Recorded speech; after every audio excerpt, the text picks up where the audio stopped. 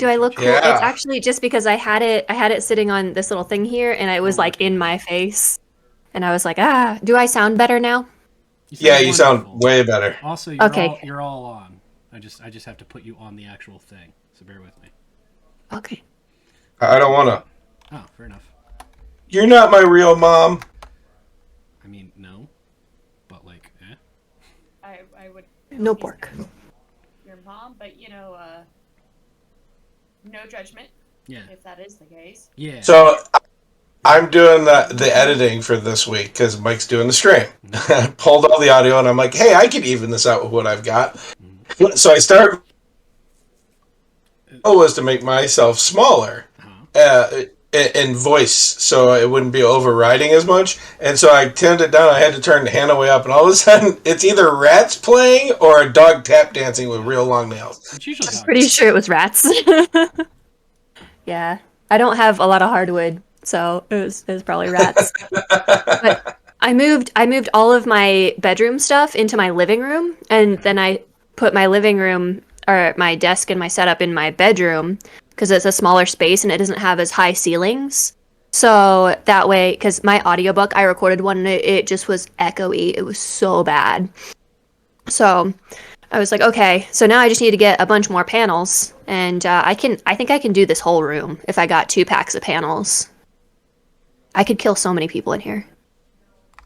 It would be so No, nice. It Okay. dampens. It doesn't. It doesn't take the noise away. Just remember that. So we're live.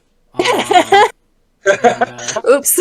that's so if anybody's ever like yeah, character witness. Well, good luck. Hi everybody. I had a nice walk.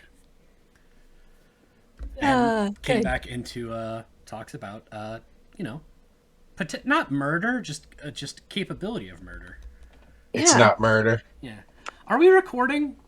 I left. We let's actually just record in case we have spatial issues on the internets. Okay. Okay. Okay. I'll count us out if everybody's ready. I'm not super ready. not ready. No, Okay. no, we're not. Remember that time I sat down with the beer? You said I sounded high, and I said I wish I was, and then we were on the internet.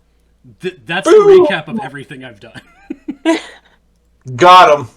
And Now now I'm ready. we're there. Hi everybody. Hello. Okay, you let me know. Are you guys ready? Yeah, I am ready. 3, 2, 1, go. that was way too fast. Too bad. Cadence was at double time compared to normal. I'm not the guy who has to even that out, so I don't care. I mean, are you?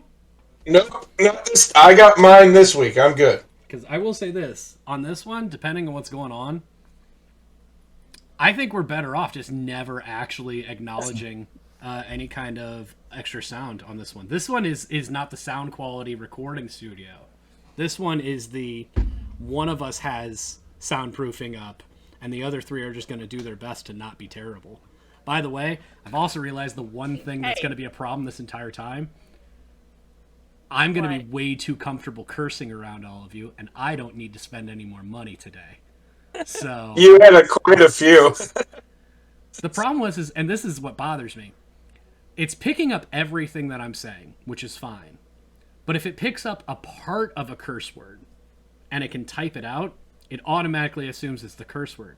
So when I saw said, that. when I said damage, every time, boop, pop up, pop up, pop up, pop up. I'm like, no, I'm saying damage. That's different. Damage. Did you fix it? Because I didn't see it that time. It's not on right now because I walked away and it's on another recording thing. So I guess we'll find out. So while you're doing that, hi everybody, and welcome to Bros and Dragons. We are not doing any play stuff because we're hoping that you all will give your money to Locks of Love during this, and the interruptions would have been a little bit more than we could have handled. So Yeah. A little bit more than I could have handled. I think the rest of you would have been okay. And then I would have to figure out how to mime. Thank you for your $10 donation. Let me call the dogs and feed them treats without anybody actually feeling interrupted. Which you did not tell me the option was watching you play Pictionary, because I would have went with Pictionary option. no, not Pictionary. Not pictures. Sure, I'm not charades. drawing anything. Charades. All right, charades, yeah. Yeah, too late. Sorry. Here we are. Hi. So with this, well, Doc, you normally do the introductions, but I guess like we're not doing the normal thing. It isn't normal. I can still host if you want me to. Oh no, I was thinking about making the ladies host. Oh, put him on the spot? Not on the spot, just like, hey, we're playing Calvin Ball, just go. But before we play Calvin Ball, Yeah. tonight we decided that we're going to do questions about lore and characters and anything that you guys would like to ask. I opened it up to the cast, anything they wanted to ask me, because I would just want to start off that one of the hardest things for a dungeon master or any kind of a game runner at all is finding a group of people that they absolutely trust. I am blessed, and I can trust these guys. So they ask me questions that they get answers to that their characters aren't supposed to know. I can trust them, and that's part of what this game is. But I wanted to do this Q&A for not just them, but you guys in the audience as well. So if you guys have any questions, and I did talk to somebody today who might have D&D questions, I think we're good with that too. Throw them our way. We got Hannah here. Hannah knows everything about Dungeons & Dragons, so she could definitely answer all of the questions. Yep. You can see you can see by the motions. Absolutely true. Look at all these dice I have. Yeah. Totally. There we go. I'm gonna turn some of you up too. And if you guys want to ask specific questions to people in the chat, just type their name first. You could either do their full name or you could just type Lissa, Hannah, Mike, or Dan, or Doc, and we will answer as best that we can.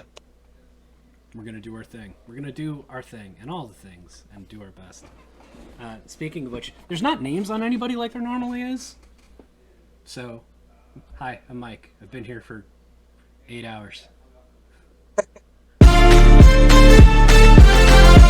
I'm doing something crazy this time, guys. I have it pulled up on the other screen. Oh my god. Mike's dancing because there's a shout out for Lissa. No, I think it's better that no one knows. I think it's better that I act like you all act like nothing is happening, because as far as you're concerned, nothing's happening. Well, as far as we're concerned, there is no mic. There is just disembodied voice. Yeah, I don't know what you're talking And about. two Everybody blue squares that are chasing each other. Yeah, it's all right. Yeah, it's oh, also I told so many dudes on Hinge about this D&D stream. So just so you know, fine. so many men. Okay. So many men. If you guys need that question, go ahead. Hold on one second. Doc's Wand Emporium.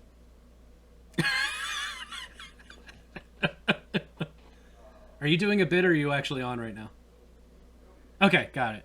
Hey, so Mike, Doc's up there. Sorry, I still have to reverse everything. We have Hannah to my side. So, dang it, it's all reversed. I hate it so much, and I can't even reference the Discord chat because I don't exist on it. Hannah's hanging out with Moo, and then above me, haha, that's the only one that's not reversed. We got Lissa, and also totally the opposite for you. Doc, you know how I was off every time? You were off and stayed there every time. Why did you put us weirdly on there? I didn't. I literally took the screen capture from the Discord call and just put it onto the screen. I don't know what All that right, is. so we have Reverse. we have possible D&D questions, possible dating Hannah questions, which I don't know why you have questions. Just go look at her TikToks. She's pretty open about her dating life.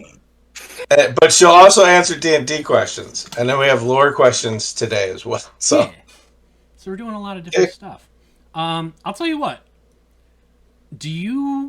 Let's start with us. And, you know, whether people have questions or they're lurking or whatever, I don't know. Let's start with us. So I'll get the ball rolling because it's, you know, the most recent thing in my memory here. You decided pretty early with me that it would be cool if I was like the only half elf in the world, just to kind of flip the normal on the head, right? I did. Was it decided then that I was going to be, and again, we don't have a ton of context for this yet. Was it decided then that I was going to be some kind of weird test tube sorcerer creation? Or was that later on that it was decided that that was the case? When did we bring that up? When did you find out? Well, when did you think you were created? Because we never found out. When did you think you were created? I didn't until last week. Until the most recent episode where it was kind of confirmed that I was not artificial, because I exist, but that I am several different forms of magic put into one, and the way that it happened was cuz. Yeah, that was about, I don't know, 2.5 hours before we recorded that episode. Okay. So that was real recent that you're like, all right, let's go. That's how I DM. We did a whole session where I didn't plan anything. I warned you guys ahead of time. Yep. I've figured out that my thing is if I'm, and I wonder if you're the same way about this. And we're all DMs here, so I'm actually pretty interested in getting this collective answer. If I'm planning a campaign, I will have like 1 to 3 pages of notes for the entire campaign. And I will just improv almost all of it. And just, hey, you know what the story is? Whatever you guys decide is happening. And yeah, just because, you know what, you say, I want to check this out. It's like, all right, guess I'm making something up about that. If I plan a one-shot, I've got a one-shot planned for this Saturday. I have 12 different maps. I have music. I have notes upon notes upon notes. I have what I'm going to make the DC for certain things. Like, I've got a crazy amount of stuff. And for a campaign, I go, nah, that's way too much. If they go hear it bad, if they go hear it good. Like, that's the kind of note-taking that I take for a campaign. Am I crazy? No, I'm the exact same way. Exact same way. Like, the thing is, it's that meme. Come up with the plan, implement the plan, throw away the plan. That's just any TTRPG in a nutshell. Like, you can plan everything out, like, to a T. But literally, I've been in a one-shot where we were supposed to actually, like, deal with some druids that were out in the forest. No, we ended up unlocking the nursing home DLC, accidental genocide, an accidental warlock, like... How does one accidentally warlock? So what happened I'm sorry to interrupt, it's just like... You make a warlock by making an agreement kind of thing, right? Like... So what had happened was... No shit, there we were. Wenzel gave us each a magical item at the beginning of this one shot. Okay.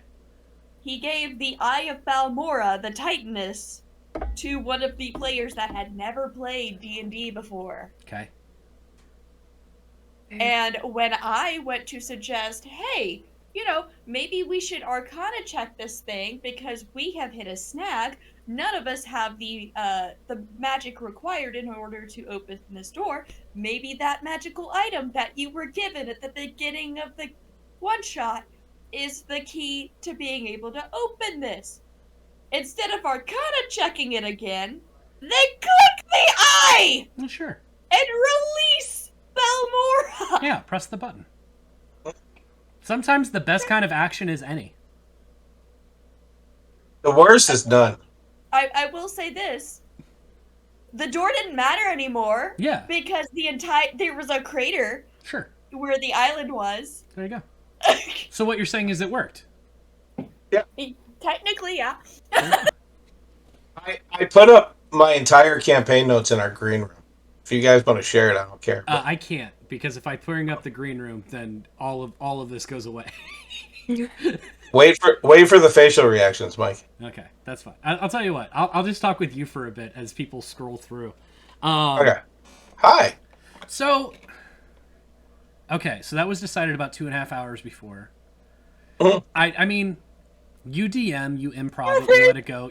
I feel like you do a lot of world building as far as getting kind of a theme and an aesthetic and kind of a vibe. And then it's a lot more reactionary, which I think is kind of where we're all at too. It's a lot of, all right, something is going to happen, and something else is going to happen, and something else. You know, whether your list is like 4 things long, or 10 things long, or 100 things long, and then it's all right. Well, they're doing this. What's that mean? What would be interesting based off of this? And in my head, I was sitting there like, part of me was furious because it was a thing where it's like, we just spent 5 episodes. 5. That's about 15 hours. That's about 60 hours of recording, editing for me.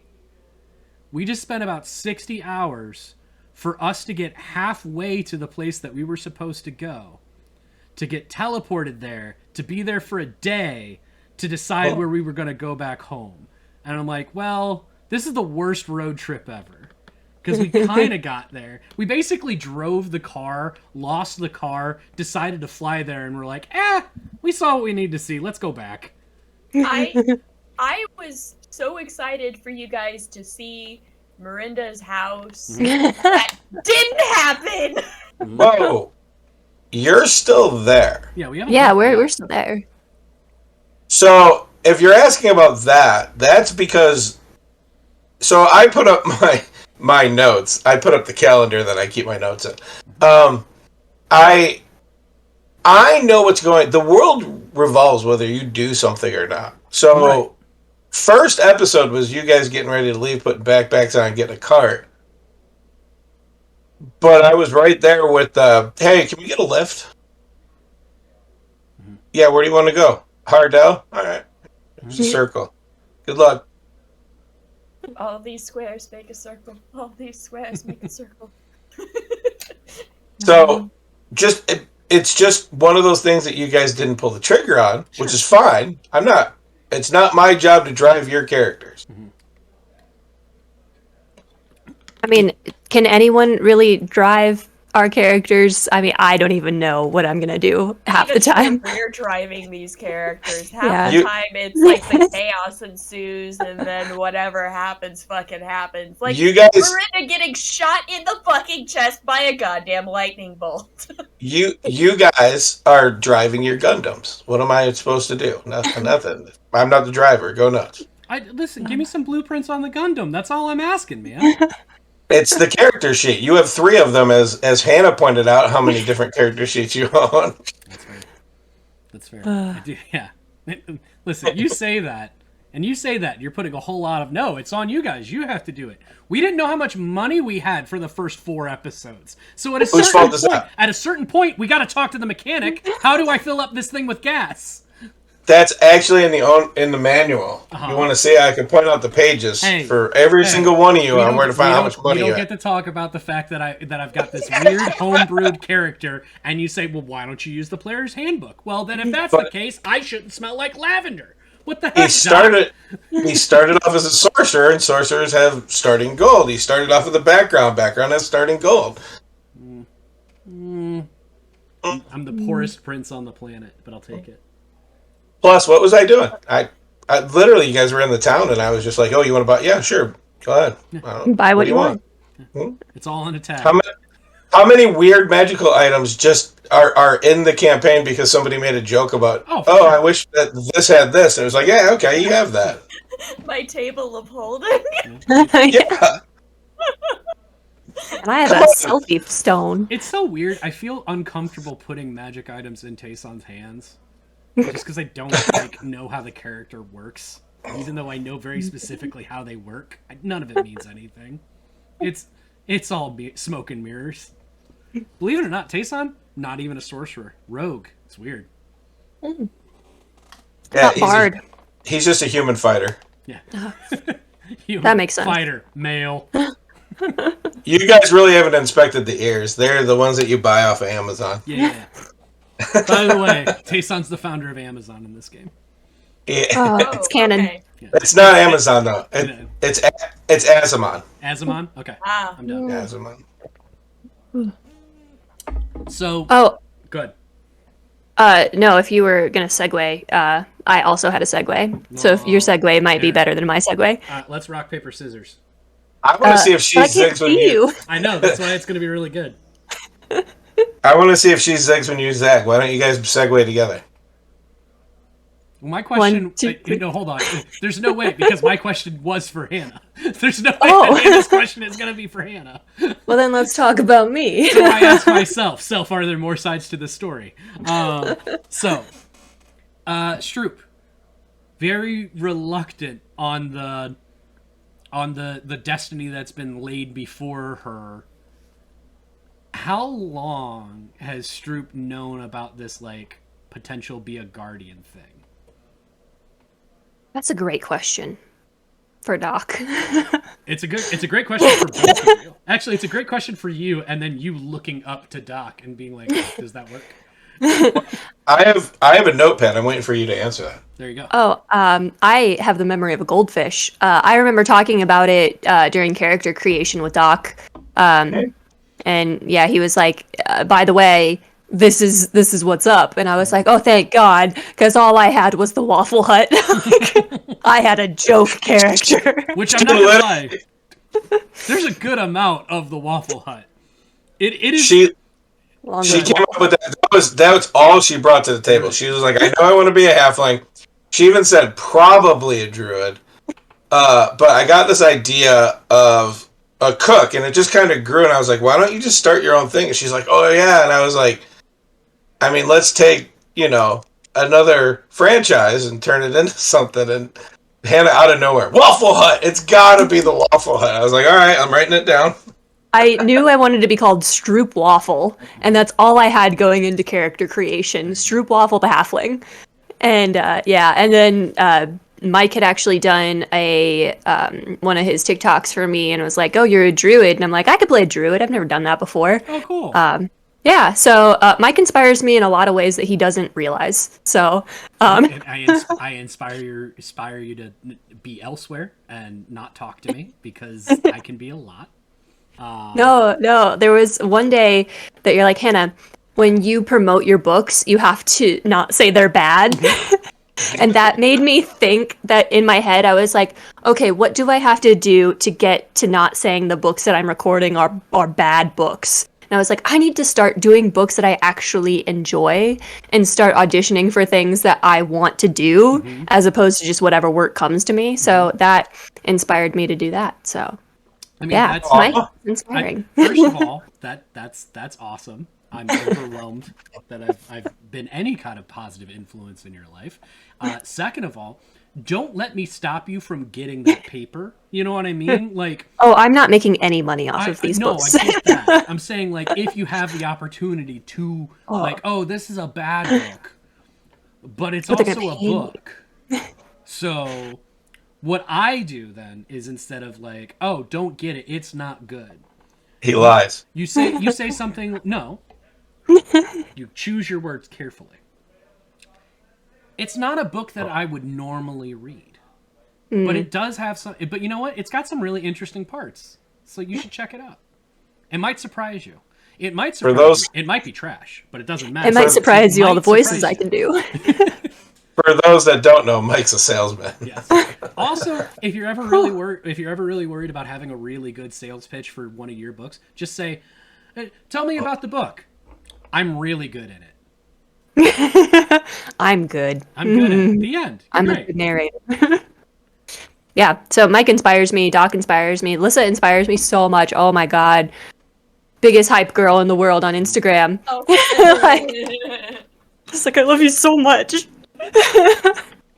that's my great. sappiness for tonight. No more. No more sappy. So when did Stroop find out that she was a guardian in waiting? I'm waiting for that note.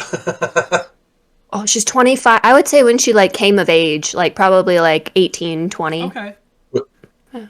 Was she table dancing after dinner, or?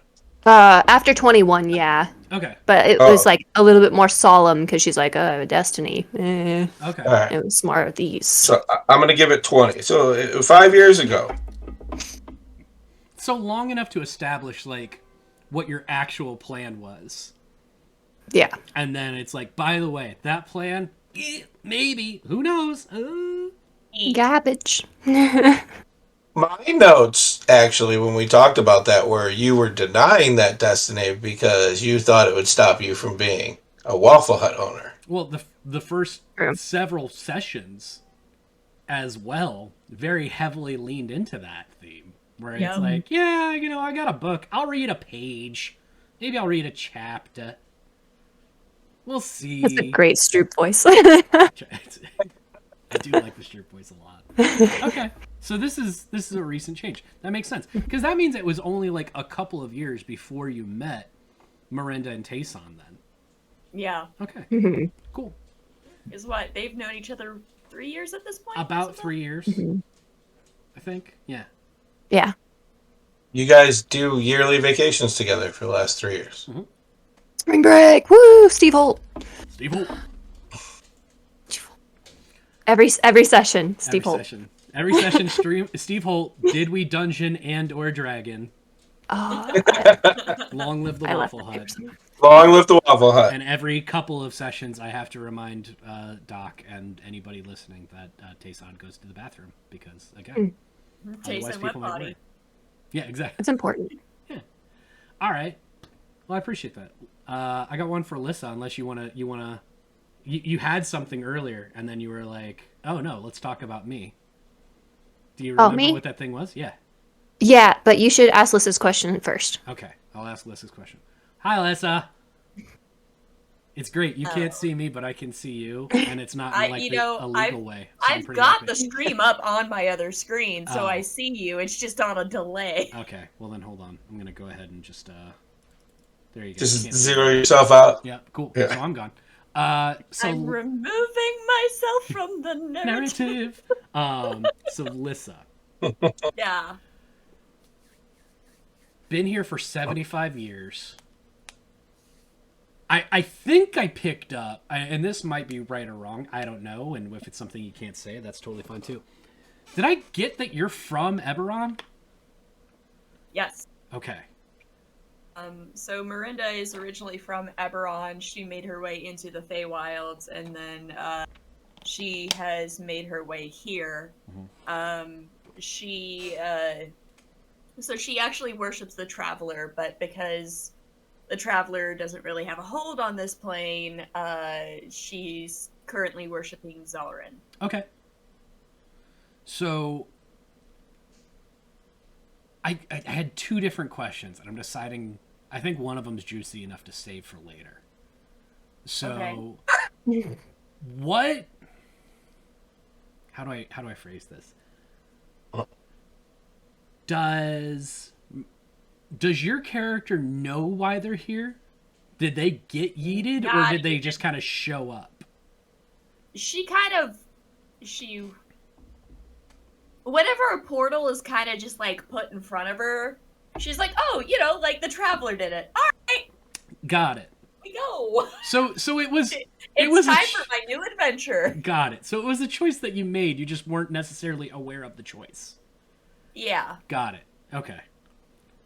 Follow-up question for Doc. Do you know why a portal was put in front of her or why she showed up here? Yes. Cool.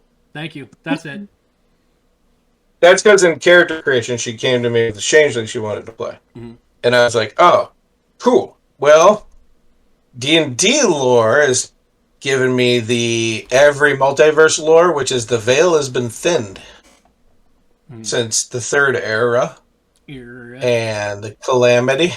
And so the veil was thin enough for her to come into this multiverse. I'm not going to name the number because it's going to give a lot away in the story, but Sure. Okay. Okay. Fair enough. But this is one of my favorite tropes for my D&D characters.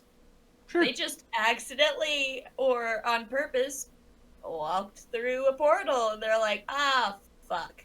Where the hell am I?" And I live here now. Got it.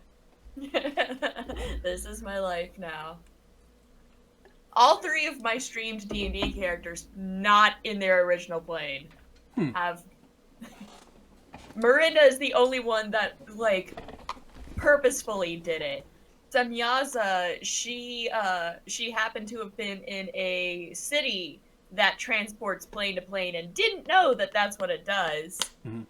And then Sarlai, she was being chased by a harpy, and she kind of just accidentally yeeted herself through a portal to Windermere.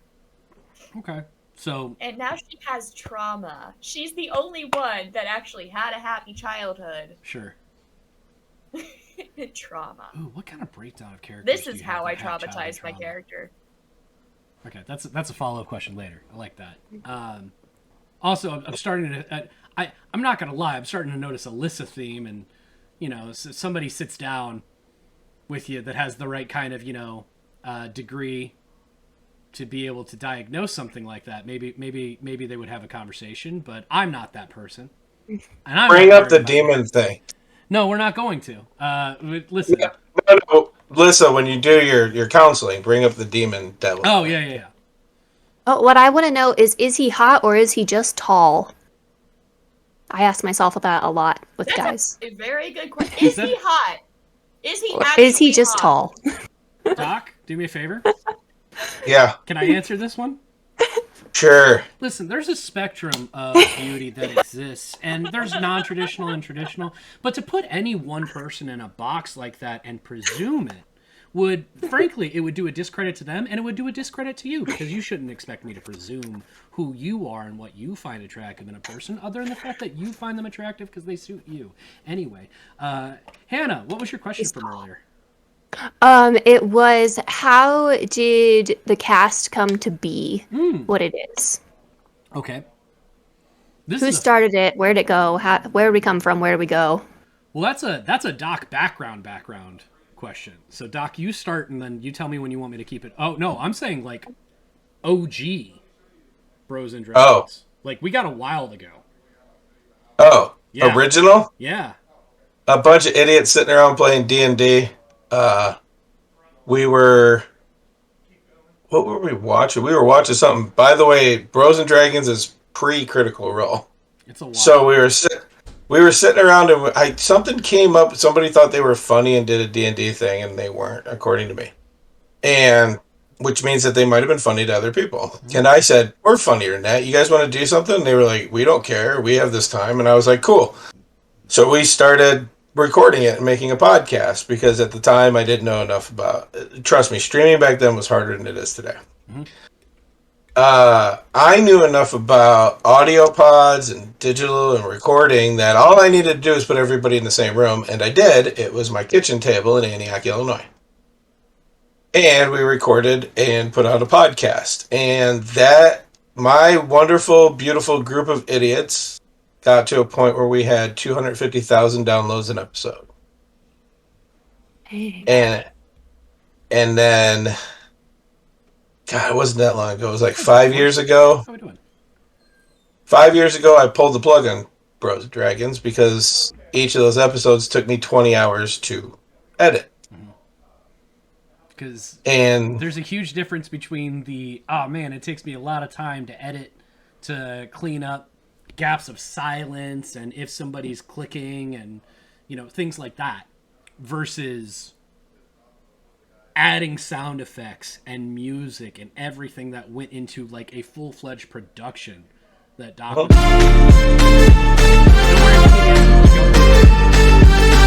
And spoiler alert, episode 6 is going to be edited. I don't know if I'm putting sound in it, but I have a question for you, Mike. I'm on 6 hours of editing right now. What does it usually take you to get through 2/3 or 2 hours? You random citizen. I will tell you this. It usually takes me about twice as long of the episode to get it down to where it is just a clean cut. Without me doing with I guess with the adding the intro music, adding an ad break, and a post with the outtakes at the end. The entire thing usually takes me about twice as long as the actual finished episode takes. That's pretty quick. I in 6 hours I've got completed 29 minutes in your guys' 2 hours. Yes. And more importantly, this is the first real combat episode that we've done, and it was almost like 2/3 combat. Mhm. Is that easier or harder? I'm bringing it up because I just want to bring in perspective. When I say 20 hours, I don't mean like, hey, a brand new editor, it would take 20 hours. I'm saying I have 29 minutes of Final Cut done. I got an hour left of the episode to go through. And I'm 6 hours deep into a 3-hour thing, that's pretty good. Which honestly is part of the reason why it had to hit a pause for a long time. Yeah. You know? Well, yeah. But to keep going, I was like, I can't remember how long ago. We were talking about, I'm sick and tired of single streamers not making it who are absolutely charismatic, should be watched, wonderful people, and YouTubers. And I wanted something. I think I was talking to you one day about it, and I was just like, I want to get involved with something. I want to bring, because that's what I wanted Bros and Dragons Incorporated to be. The podcast was always going to be free. That was my thing. I didn't want to get paid. It would never have a sponsor, even though it had sponsors. Right. I didn't want the sponsors, so we set it up where they did stuff for charities instead. I got $0 of the dollars. And I was like, I want to do this because my dream, and I have TikToks about my dream, and I'm not lying, they're off the cuff, where I want to build a company that's a media corporation that's not in it for themselves. And I will say, I've explained it to people as, I want to create Geek and Sundry what Geek and Sundry should have been. So Geek and Sundry has a bunch of people that work for Geek and Sundry making shows. I don't want that. I want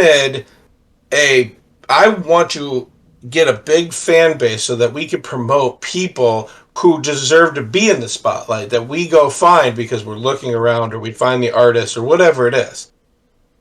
And you were like, hey, I love that idea. I got this LLC. And I think I told you at the time what I do normally when I get involved with productions, because I refuse to have my name on anything, but I help out with quite a bit of things that are out there. But you were like, no, we'll do this, but you're going to be part of it. Yeah. Yeah. And so NerdWorks Media was born. And then I was like, well, I have Doc Talks, but we need to get other things out there to build the community. And we had a short, I don't know who brought it up, but we had a short conversation of restarting a podcast to continue the story. Yeah. And we tried once. It was Red Again, but we didn't vet the people, and there was just a lot of stuff that happened. And it's not something, it was something that could have been avoided in conversation, but not something that could be avoided like when you start a podcast, when you're just like, hey, you want to be in a podcast? And so, as you two know, it was a little bit more concerned when we had the thing. I was like, okay, how's our emotional stability? Like, this is going to happen. I need you to be able to work through it. Like, It was a lot deeper when we talked. But then when I pitched putting it out there, I was like, I don't know if I want to do it, because the community climate today is different than the community climate when we started. Sure.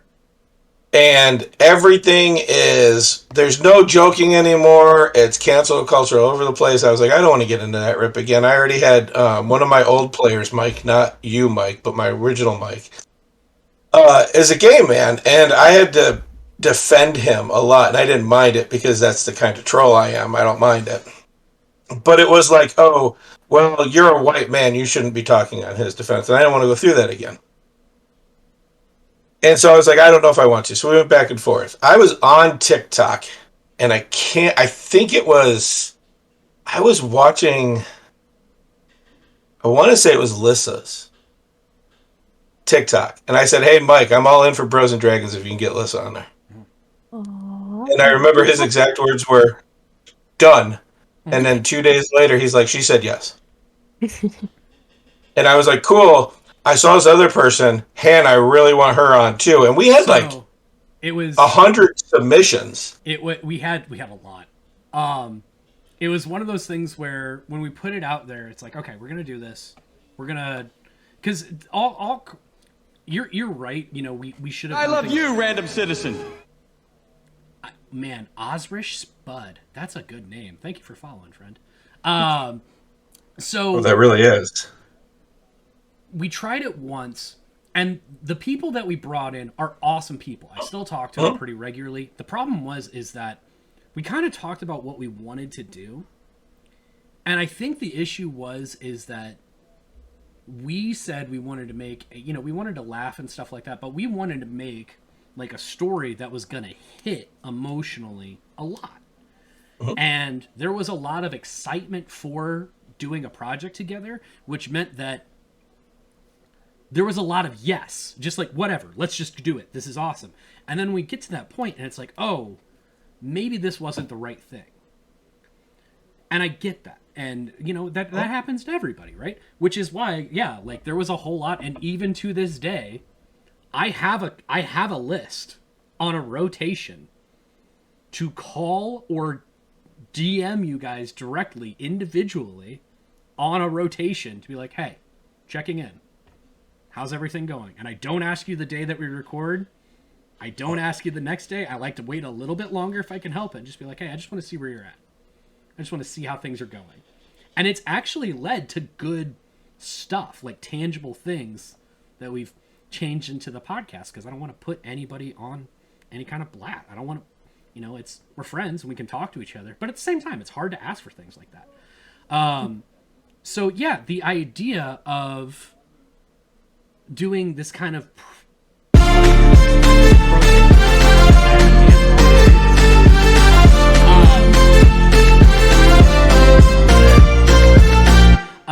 so what happened originally was we were talking about it, and it was like, okay, we're going to bring people in. We're going to vet them. Not because we're worried about getting the right kind of people. We're going to get the right kind of people because we're going to also do some session zeros. 5 of them was a lot, but here we are. And then also making sure it's like, hey, we want to make sure that this is exactly what we all want it to be, instead of here's the image that we have in our head, come with us. So when we were going into it, I think I got Lissa right off the bat. Yeah, Lissa was like, a 7th podcast? Sure, sign me up. I got that day free. Yeah. I think it literally came down to what day is it? Because I'm doing a lot of things, and it's like a Monday night, and he's like, that's one of the ones I'm free. Okay.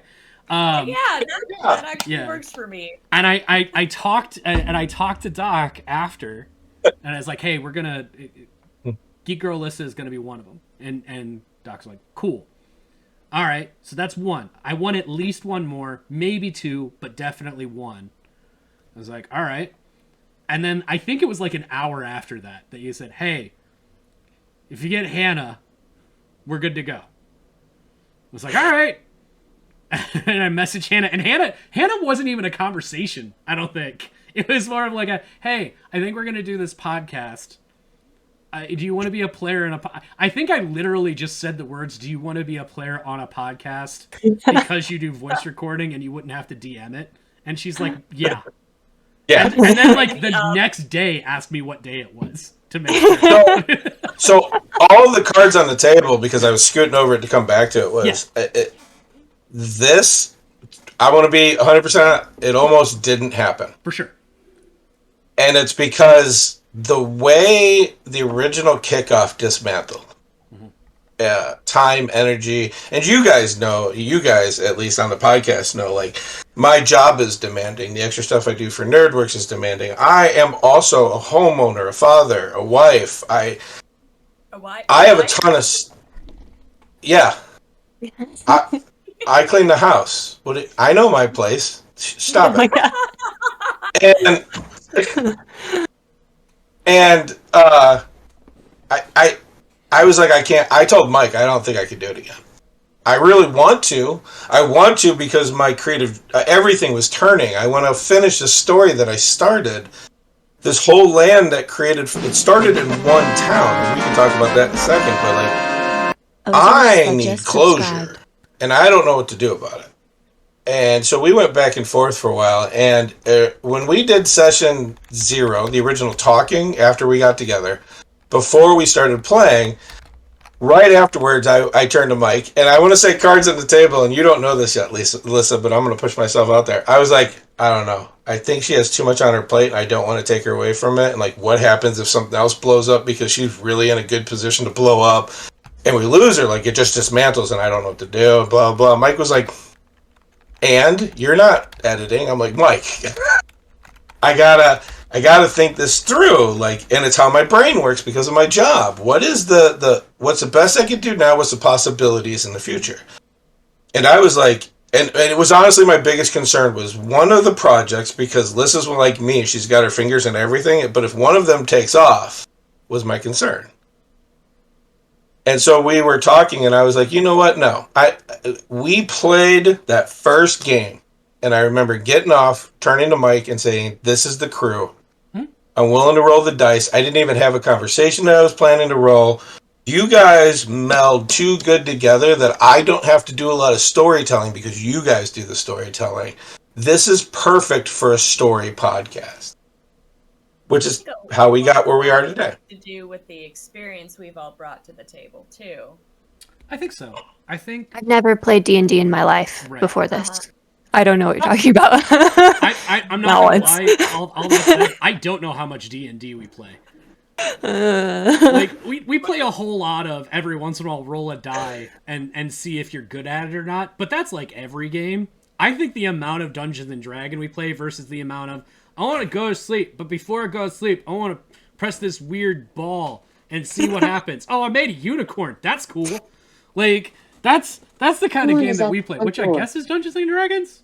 I don't know. Hey, Tayson. Yeah. Tayson, I can turn into animals. Don't tell anyone. Yeah, I know, like that. That freaks me out. That I'm like, I wonder if she's ever gonna do this wild shape thing that she can do as a druid. But No. It makes me thrilled. I love the theme and the idea of like reluctant druid. Because druids are always like this, like even the most like chaotic versions are always this like very devoted to their craft type of person. And you're like, I mean, I guess I could, but like You've whatever. never seen me play a druid, have you? I guess not.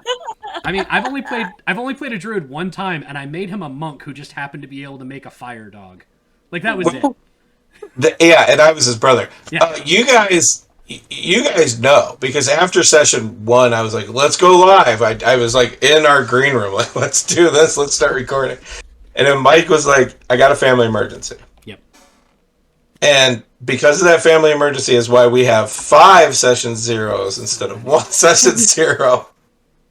Because it was supposed to be a session 0 and then a second just to get you guys to the point where you were about to go. Yep. Which I think helped the story because we have so many vacation days, bar hopping of you guys. Reference, yeah. So it's like, it's not that thing where we have to be disingenuous about like being friends and developing on stream out of nothing. Because like we actually have some background, which is, again, it's kind of nice. I sometimes don't love that. But I think we vibed well enough off of like literally like 12 minutes into the first episode where it's like, oh, okay, this is where, and even to this day when I said like, hey, our theme is like, we're going to do a storytelling, story centric. There's going to be powerful moments. We're going to laugh a little bit. There's going to be, it's a story thing. We're not a comedy podcast, but we are a lot more funny than I was planning on being. You know what I mean? Like we are a lot more intent on being fun and funny and making sure that we're airing ourselves out and everything like that. Yes, exactly. You 2 different types of physical humor in like 4 seconds. It's been much more of like a nice balance as opposed to every once in a while a moment of levity, and I wasn't expecting it, but I'm really happy about it. But that's how Bros and Dragons Season 3 was born. Yeah. And spoiler alert and hint for you guys. We have talked to other people about being the 4th on the podcast, and they're not here. So just remember that. It's been a conversation. I fought them in the Waffle Hut parking lot, and they didn't make it, so... There was that. Okay. Yeah. That makes a lot of sense. And it wasn't until after we told Hannah, it's like, no, they're not they're not fighting. It's not a King of the Hill thing. It's not them fighting for one of our spots. It's just them joining in. She's like, good. I He didn't disagree. care. Good. No. She still doesn't care. Yeah. Good. I'll fight anyone. He's gonna use the spice whack on their ass. The spice whack. Oh, I've decided if anybody, like the very first person to make fan art of Stroop Waffle is gonna get like a special care package, Stroop Waffle themed, from me, because I think fan art is so cool. And it's just waffles. Dude. That's it. it's When it's I- all it's single Eggos. But no, Not it gonna can't be lie. that. It can't be something pre-made. It's gotta be Fine, I'll something make some made. waffles. Yeah. Wait, what was that, Alyssa? I was gonna say, not gonna lie, getting fan art is like one of the best parts of being a content creator. It's so fun. I've had multiple people give me fan art. I've got one of Keela Chandra, well, Dark Keela.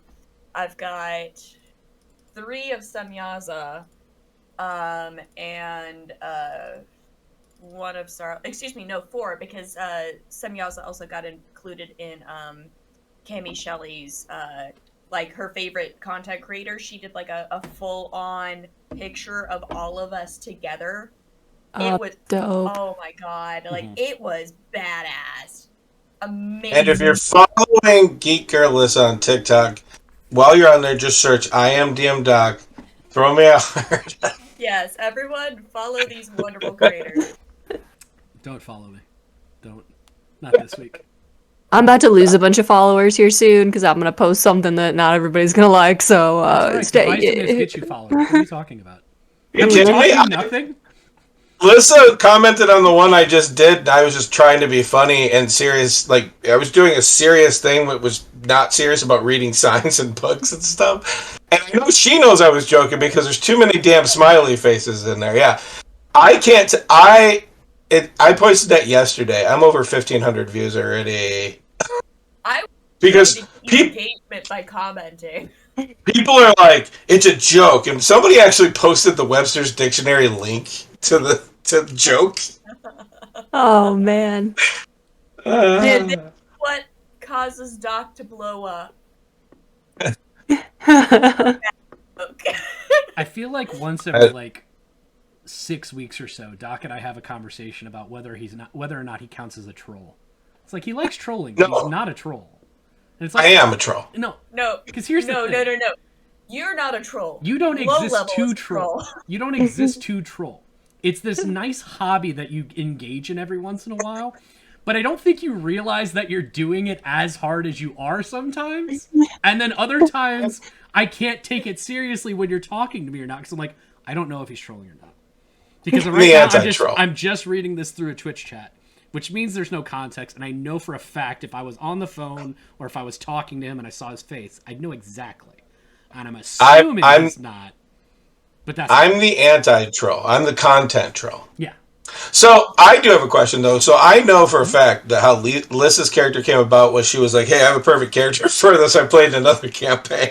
No. And I was like, So you guys have not heard the story of Montera. Okay. So I was on One Shot Firing Range Hold on to it, Doc. Hold on to on Radio Free Will's channel. And we were playing a one-page TTRPG called You Know What You Did, Run, None, Run. And I ended up creating this, Bayonetta-esque nun Sure. who basically had, like, the sketchy background. And so, like, under her, her modest attire, she had like fishnets and like actual stiletto heels that the stilettos are actually stilettos, so she was able to like cut herself out of the fucking car when it like flipped over because reasons. Because sure. Like Montera is a joke character. "Not anymore. Miranda, Not on the anymore. other hand, Not anymore. Not anymore." It's real. Miranda, on the other hand, Well, no, but like I was saying, I just said start thinking of characters. You were like, "Cleric Road Mismatch. I love it. Everybody let it. We're gonna play it." I got voices already set up. I was like, okay. So all I have to do for Geek Girl has sit down with her and make it a character. We just got to figure it out. Mm-hmm. And then I love Hannah was just like, I don't know, druid something with food. I know I was so hungry. New kind of D&D players. I don't know. What do you suggest? And I've already got a character sheet. Let's make it work. Well, I was just about to ask. What I don't remember is how Tayson came about, and I was going to ask Mike about that. Yeah. We talked about it a little bit, but it was a long time ago. I made this character for an at-home campaign when I was living in Missouri. That was supposed to be like a 3-episode thing. And then it turned into like a few months. Like it was a decent amount of time. And the entire premise was Tayson, I'm pretty sure, is the first... Oh, I turned my camera off for a reason. You're good. I was just... we moved? We're fine? Now I don't know which way I'm pointing. But, oh my god! Yeah. We're fine. Tayson is my first character with an actual bad backstory. Like, I kind of did this thing where I was like, why does everybody... Like, Dungeons & Dragons is fun, and it's cool to have cool story elements, but why does everybody always make sad people all the time?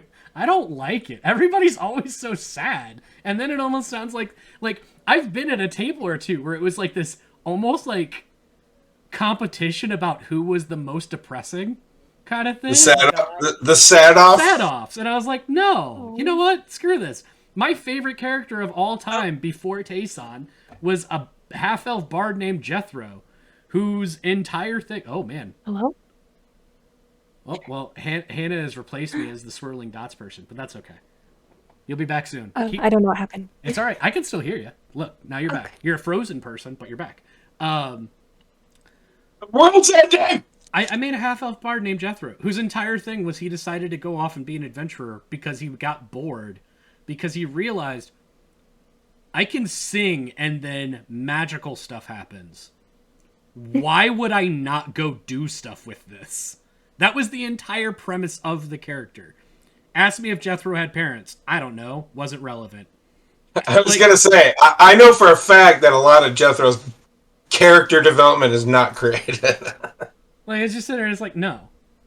And that is the character that I've played the most, I have the most stories about, and most, like, actual context. Jethro became a land baron and a council member of a city and like, helped invent, they helped invent pod racing, essentially, in one campaign.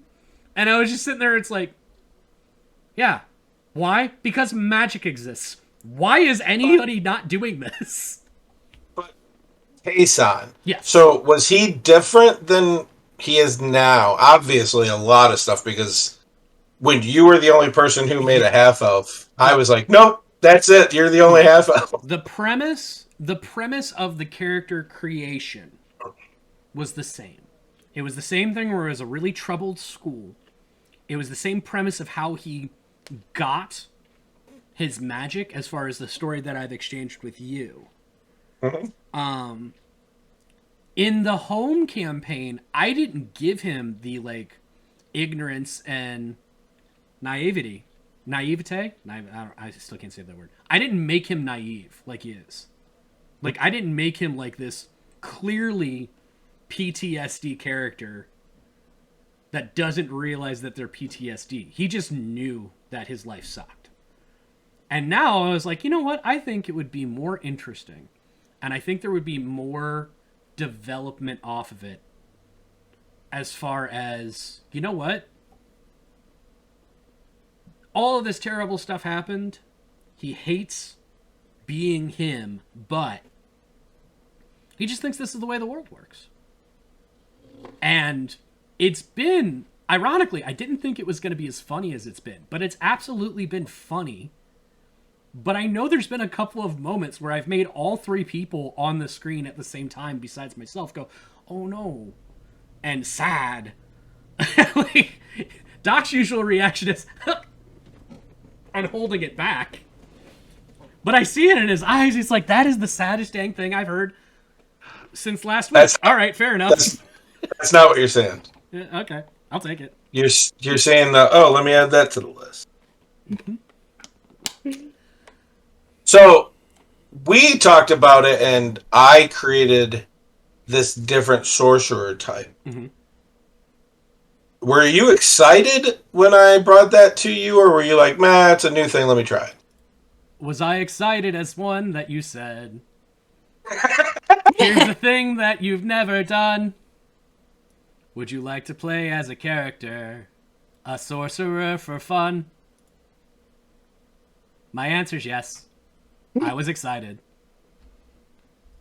I'd go as far to say I was delighted. I have a whole lot of regrets, but this is the biggest one yet. Hannah, do you have a question?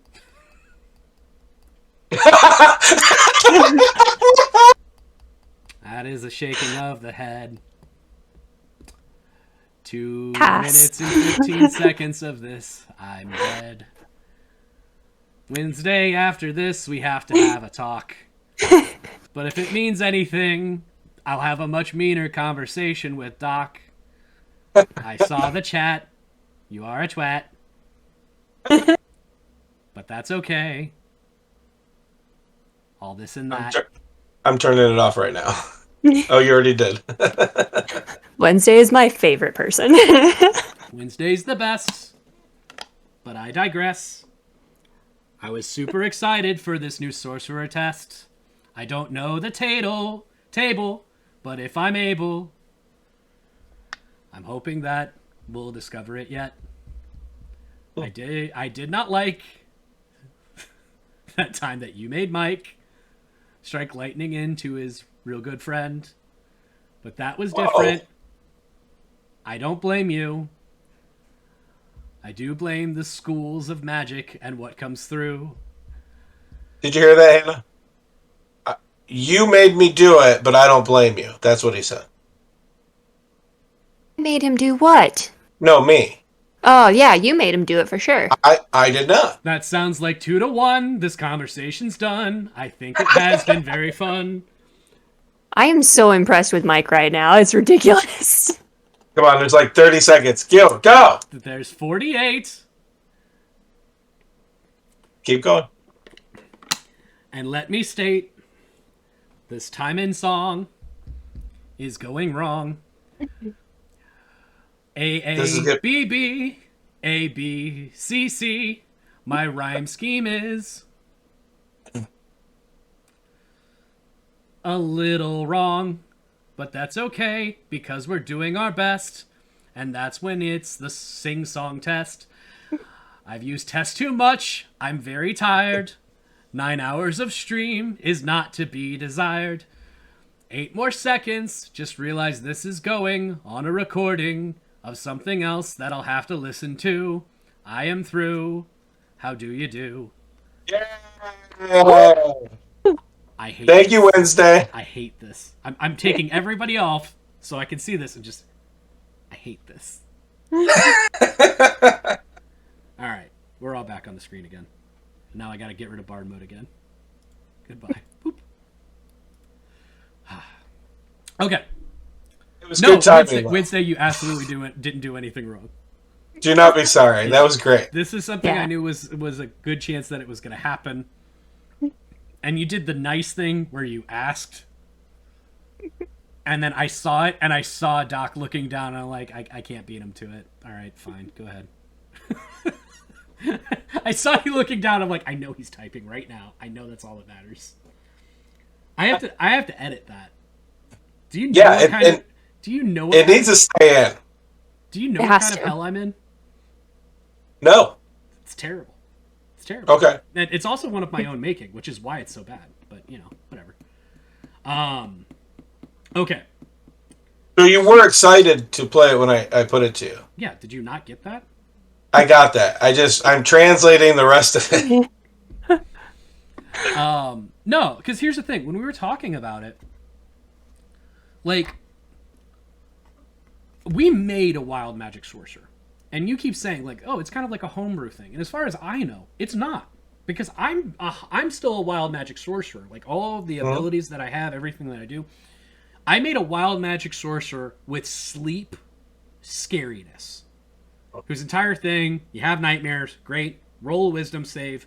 The number went up. I wasn't aware of that because story, and it makes sense. I got no problem with it, but it was one of those things where I was like, oh, okay, great, I got a 13. That's going to fail.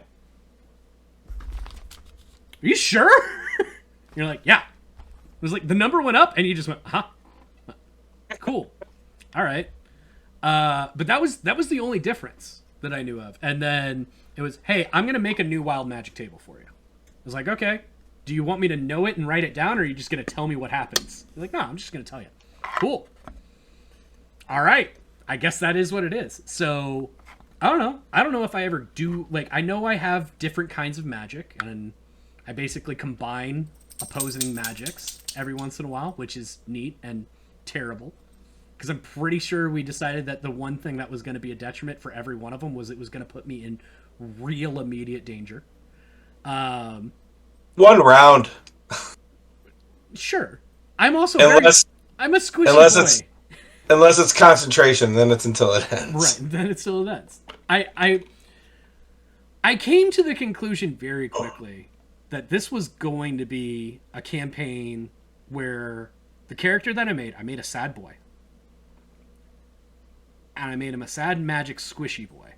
So the character is either going to die real early, or is going to be should have been dead so many times that the idea of like, hey, you know what? Let's make one more thing that just makes him a little more volatile and dangerous to himself.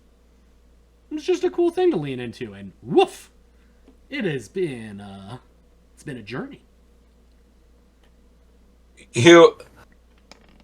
Okay, here's the secret and why you can't have the wild magic table. It's not a secret. It's just, it's a rotating wild magic. So every time you roll a number, I change it.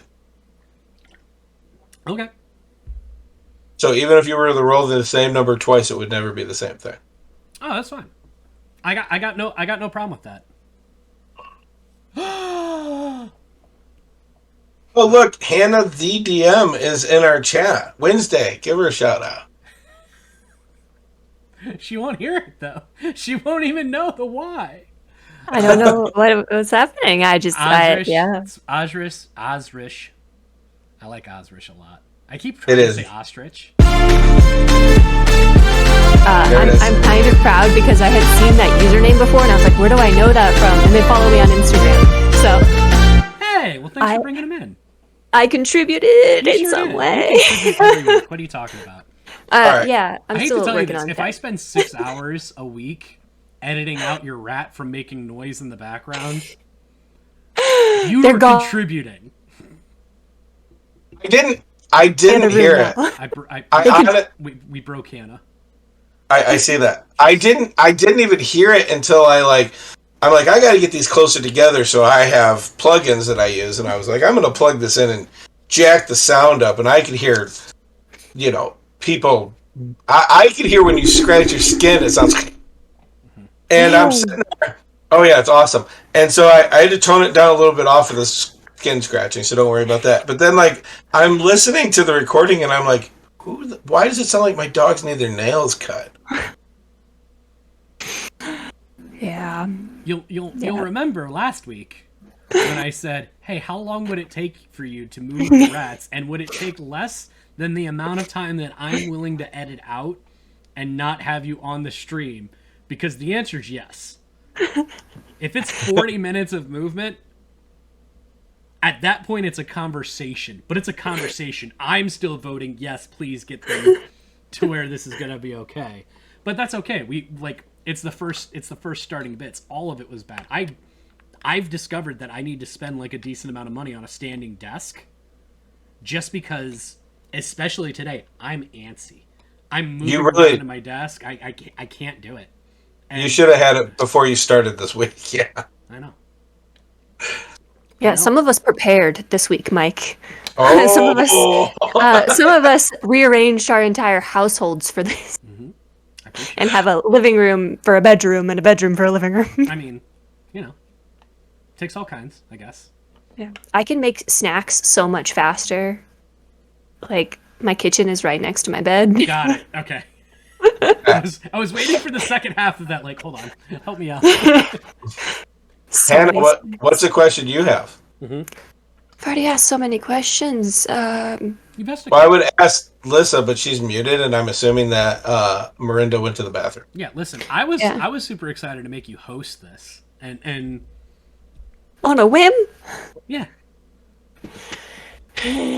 What pressure are you dealing with? You're literally having a conversation with us. You don't have to read the chat. I'll read it to you. Somebody clip this. This is my normal life. Let's see. What questions do I have? Why are there 2 moons? Is there twice as many waves in the ocean? So I'll answer the second one first. It's no. That was the easiest one. Damn. There's 2 moons because there's only actually 1 moon. Oh, okay. That makes Dayton is a mortal before anybody at this time could remember, even Xandro, who was being ascended to godhood, and one of the gods didn't want them to be, and now they are trapped in their ascension. Now I want to go rescue a guy in the moon. So here we are. Well, you do, but Stroop doesn't know. So it's all Stroop good. doesn't know that, yeah. But Hannah wants to go rescue people from the moon. That's what I'm gonna dream about tonight. Does anybody else have dreams about what we play about, or is it just me? I wish. That'd be awesome. Wait, Do you know how cool it would be to see in color? That would be a new change for me. I'd be so thrilled. I'm so happy. Just color. I just wake up. how do you know you don't dream in color? Because it looks the same as it does when I'm normally, like, here. Okay. Because it's makes not different? What do you want me to say? Yeah, I made a mistake. I had my dad send me a lavender candle about that time that Tayson candle? everything happened with Tayson. Tayson flavored candle? Yep. Gotta get in the right rhythm for it. There is absolutely... I couldn't decide how much of it was, like, Hannah playing into the character and how much of it was Hannah. There's absolutely, like, a good episode or two where your, like, energy level, in a good way, is, like... I don't know. you are, like, 70% of your normal operating speed. I'm just kind of like...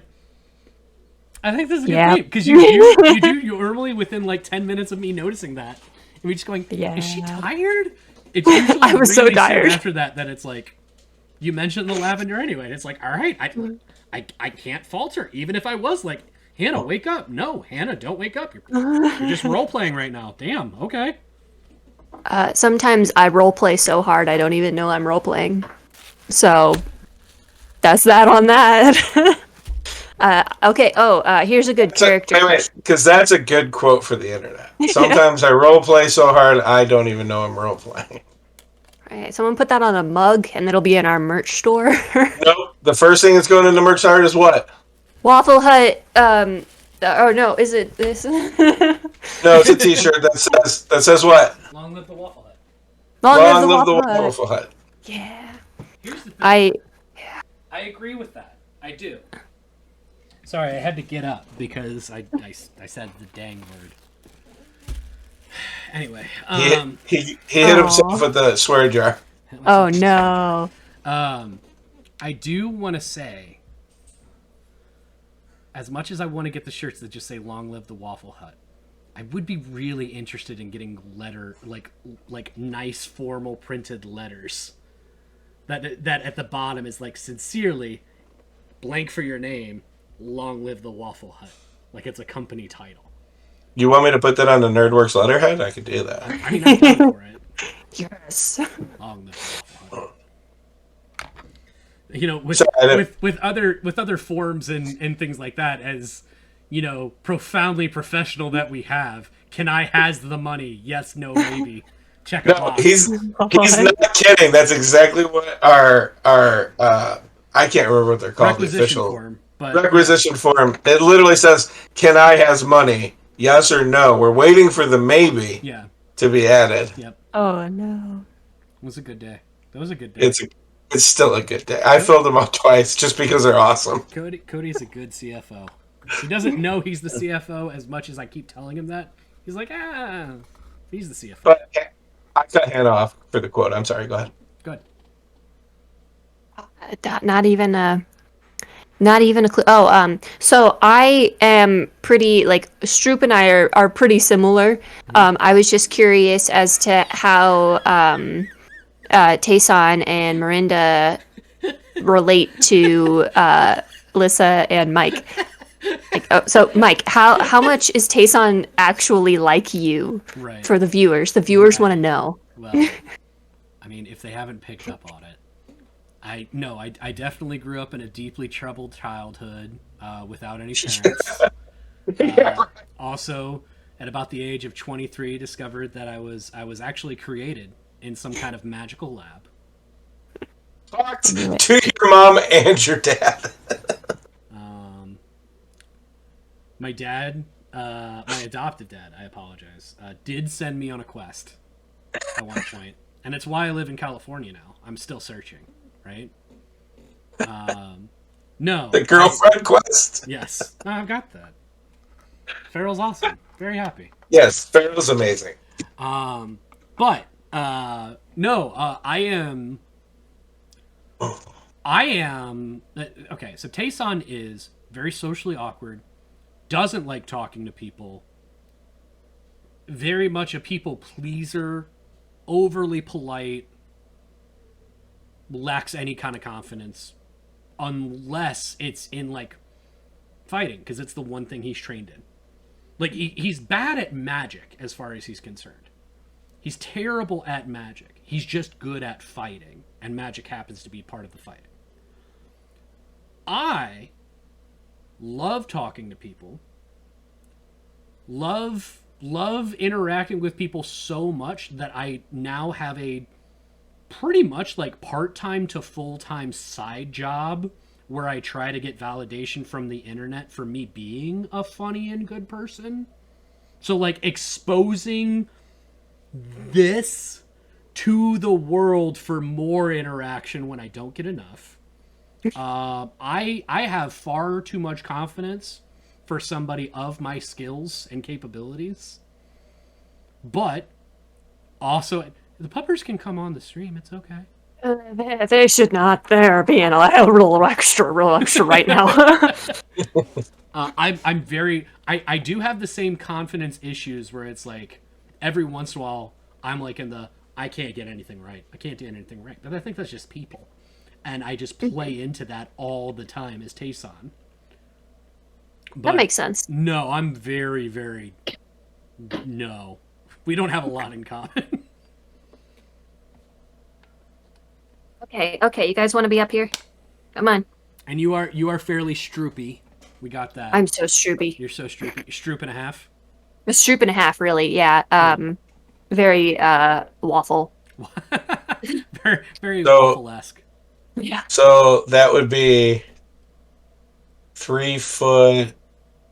2'9". But a stroop and a half. Oh, a stroop and a half. Yeah, you're right. A foot and 4.5 inches on top of that. Yeah. Mostly just I yell at people sometimes. Oh. You seem God. like okay. Unfortunately. I'm gonna make a comparison that might get me in trouble. Oh God. Okay. I think the comments that you're about to hear have nothing to do with Nerdworks Media or any of the people related to. It is the sole opinion of Mike Almond. Don't dox me and give people my full name. I don't need that. They can search me now. Because it's on our website. You've been doxing me this entire time?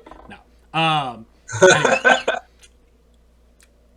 When I think of Stroop, there's a bunch of other places I could go, a bunch of different combinations. The ones that's easiest to me, okay? I like to think of half-size, cool version of Marge Simpson. Yeah, Okay. I like that. Okay, I like that comparison so much. Okay, I was just sitting here, just like, okay, very much like a, why are you doing that, dummy? Like, very much like Den Mother, take care of everything, does the like, okay, fine, and it's like, all right, cool. I'm glad that worked out, because that's kind of where I've put Stroop in my head, as far as like, okay, I'm gonna do something that might make them mad, and might not. Would this make cool Marge Simpson mad? Let's go. Cool Marge Simpson. God. Marge Simpson is cool. Yeah, but she's also like kind of a oh gosh, what's the word I'm looking for? She's cool. She is cool, but Marge Simpson is like, okay, She has sponsorabilities. yeah. Oh yeah, we've had the adulting talk before. I want to say that, yeah, like Marge Simpson, like, how about untethered Marge Simpson? Yeah. Okay. Yeah, I can feel that one. Okay, I'm good with that. And unfortunately, your destiny of being a guardian is you having all of these dang kids and this dumb husband. It's like, I don't want that. I want to do this. Oh, well, Be cool, Mom. I guess we'll see. What? Can you please go lay down? Alyssa, are you back and you're muted and don't know you're muted and have been talking this whole time? I think we're close to taking care of Opa time, or at least Well, maybe, I don't know. yeah. I was just wondering. Yeah. Okay, then cool. I'm going to kick it off with what is your guys' in the actual podcast 1 through, what is it now, 7? Well, we've recorded up to 8, I think. Yeah, I 1 think through this 7 then. this would have been 8. Yeah. I don't know, maybe. Sure. Anyways, 1 through 7. So not Hannah, I'm sorry I had to take the Feywild off. What is your favorite moment of our recorded session so far? It's such an easy answer for me, and it's so selfish. So go ahead, Hannah, you first. No, you go first because I gotta think of one. Okay, it's the Spice Whack. I've never been more proud of something so dumb in my life. That was good. It's like, okay, great. This is an awesome item. It has to have a name. And it's like, oh, you whack people with this. Yes. Yes. In my head, if you go back and watch, because I have. If you go back and watch, my eyes light up about a quarter of a second before my mouth starts moving. Because as soon as I get the thought, I'm no longer processing anything of what I'm saying. I'm just like, ah! I was so happy.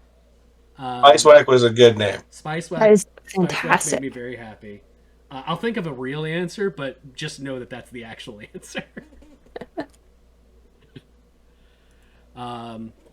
You got one, Hannah? I'm sure I do, but my notes are in the other room. Sure. Gosh. By its very definition, your favorite thing should not need notes.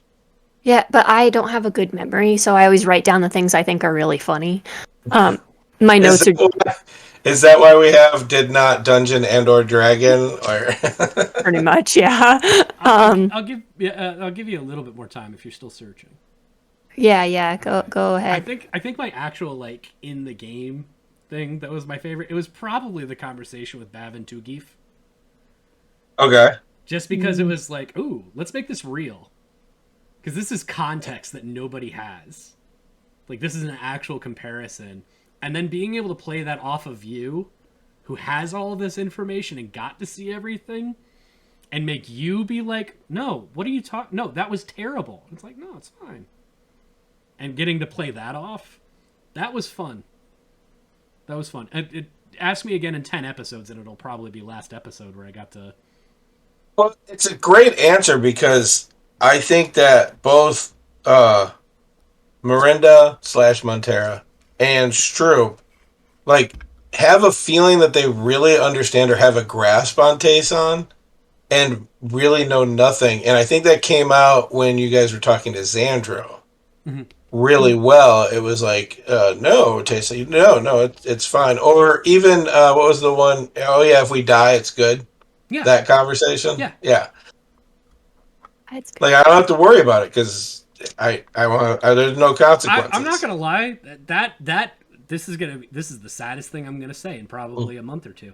That is the closest thing that I have in common to Tayson, where it's like, hey, if I die, that'll suck, but I'll also be gone. So like, not gonna suck for long. You know what I mean? At that point, I'm not gonna be like, oh man, I have so many regrets about dying. I'm dead. It's over. You know? Right. I have a secret fantasy. I want to give you guys way more dreams just because you think everything in your dreams is actually either what happened or it gave you information. Nope. Like, I can just be over here like, what's a good dream? Nope. Oh, I got it. You know why I'm thrilled? I'm immune to that because I made a character that has nightmares on a regular basis. That's So true. I do not take. So I was just like, no. If I get context through a dream where it's like, hey, remember that time that you went with Martin and you figured out like how to forage for food and not like you're not having dreams at that point. You're having like memories that just happen to be a little wibbly wobbly. I can do that. But like as far as giving me like some kind of omen, Tayson's not a chosen one. He doesn't have any damn omens. At least I don't care. And I don't think he cares. So it's like, oh yeah, I had this weird dream. Everything was the worst. You know, like real life. Everything's the worst. Okay. Can I have some broth and then we can go?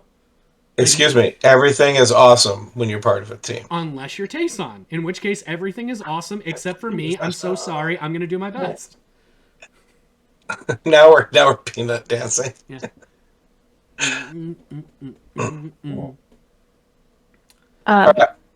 I really I- gave you guys free reign, and this is the depthness of the things I'm getting. Okay, sorry. Go ahead, Hannah. Tell me your favorite moment. Definitely, I think. Can you please stop talking? Sorry. No, Drogo has decided he wants to talk for a little bit. Definitely the conversation that. Sorry, hold on. Go away. Go away. Go. Go on. Get. I know most of the time when I talk to my dog in a funny voice, it usually leaves without giving me any kind of issues anymore. Because it doesn't Yeah. think I'm playing or anything. Yeah, definitely. Drogo doesn't play. I don't know what you're talking about. Right. He did leave the room. The conversation that Stroop had with her younger brother Chip Yes. when she was getting ready to leave, that was good. I liked that a lot. Something that you may think that I like, but I don't actually like, is the balls of Friend in the bag. You don't like Fred Jr.? No, Stroop loves them. Stroops loves them. Hannah is scared they're gonna die or get taken away, and I have to defend them to the unaliveness. Yeah. Stroop loves them. Stroop, fantastic. Please, more fuzzy balls. Hannah is like, please kill them sooner rather than later, so I don't have to deal with that later. I mean, you could just not. It's okay. That's why I It's sometimes don't open Fred Jr. You just have to save it for a day that it matters. I think I did that the last episode where I'm like, no, I'm going to hold on to mine. You both did. Yeah. And watching Lissa's face go, After hers died, Right. went was back the into most- the bag. That was the most uncomfortable conversation I've had, both in character and as me trying to voice something through a character, where it's like, I hate to tell you this, but yeah, your animal died because you decided to turn it into a small fluffy thing and then have it go in front of you like 30 feet. Like, we're in the woods. People shoot things here. It's either We're in Montana. dangerous and it's gonna die, or it wasn't something that actually had any harm to you, but would super shoot a tiny animal. on my defense, absolutely rolled to see if they would see the weasel. I know you did, and you mentioned it. You mentioned it, and I was like, oh, that thing's dead. You just said, and I rolled for it. I'm like, oh, okay, cool, it's dead. Cool. I guess we'll find out if these come back. Yeah, that was Because heart wrenching for me. just despite what everybody believes, my goal is not to physically or mentally scar anybody at this table. I don't think you ever have been in danger of physically scarring anybody at this table. Anyway, so I don't like doing the thing where you ask a DM what their favorite part of the campaign has been, because like, well, it's all you. You know, you're a The part of it. Feywild. The Feywild, but that wasn't in. All right, so hey, we're gonna take a break, everybody, because we're at about that time anyway, and Doc is about to get some physical scarring from me. So we're gonna take a Dude, break drive for a all the couple way there. minutes, use the bathroom, Awesome. all that good stuff. If you haven't gotten yourself some water recently, go do that because it's important.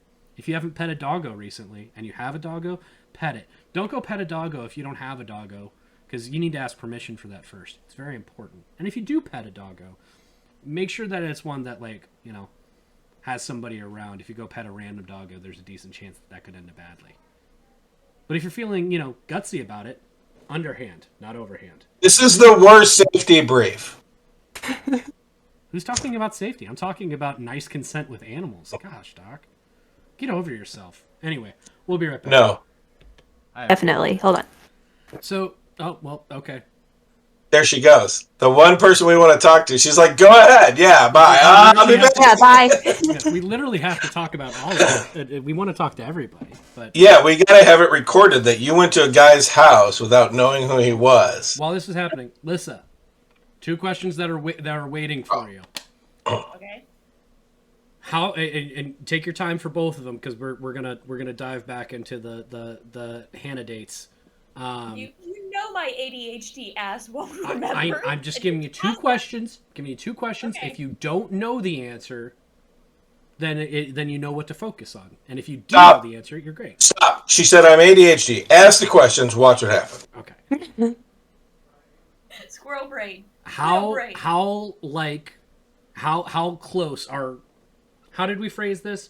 The separation between Lissa and Mirinda / Montera. How much of a gap is there? Are they very much?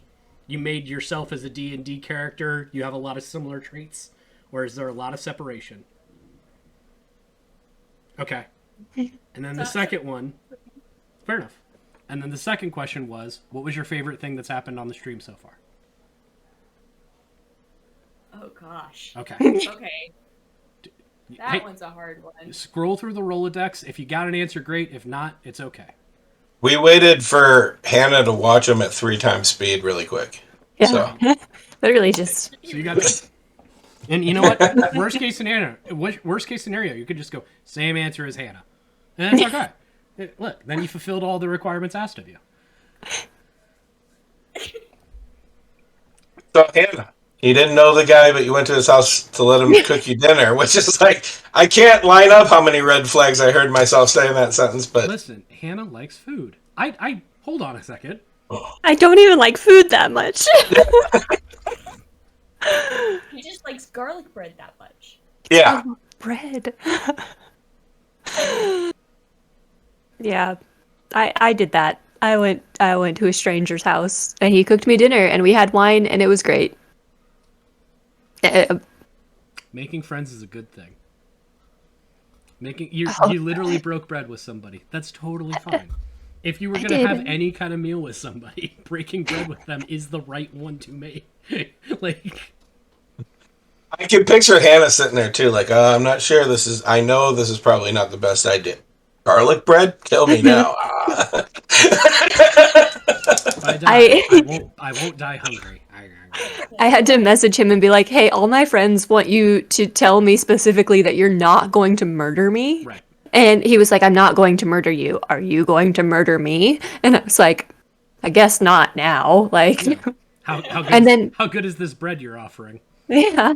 And then later we were talking about soundproofing my bedroom, and I was like, Hold on. Here's the point.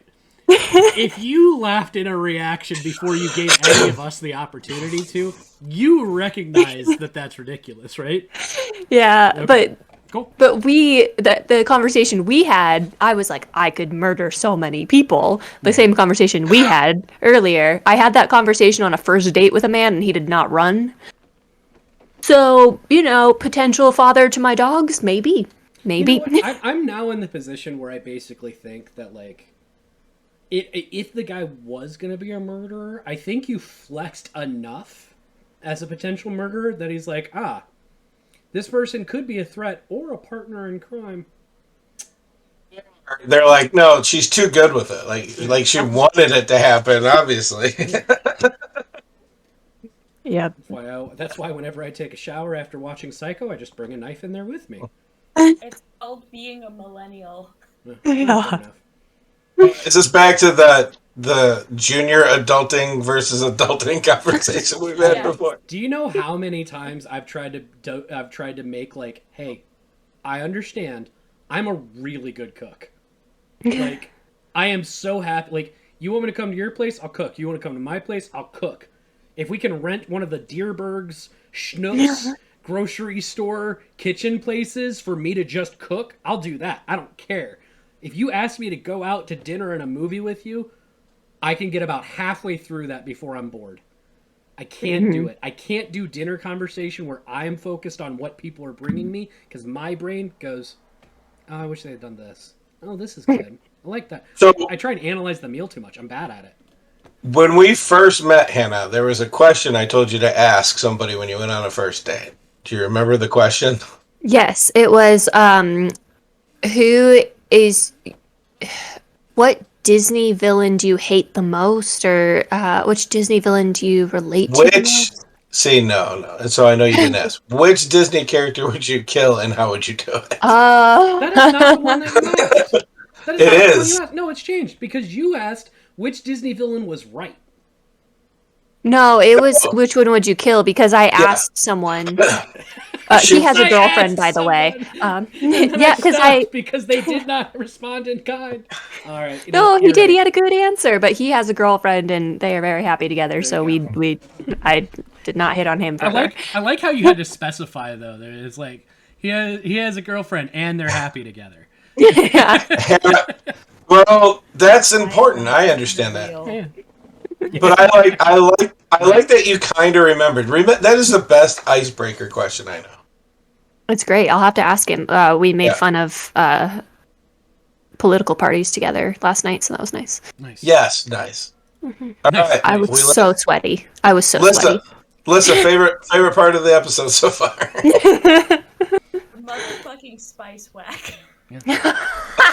Same answer. You as and mine. Mike had All the right, same great. answer, Did yeah. it. Cool. I did it. Mike. It was a fun time. I love how many goddamn puns Yeah. and Easter eggs and just throwbacks to things that we add in this.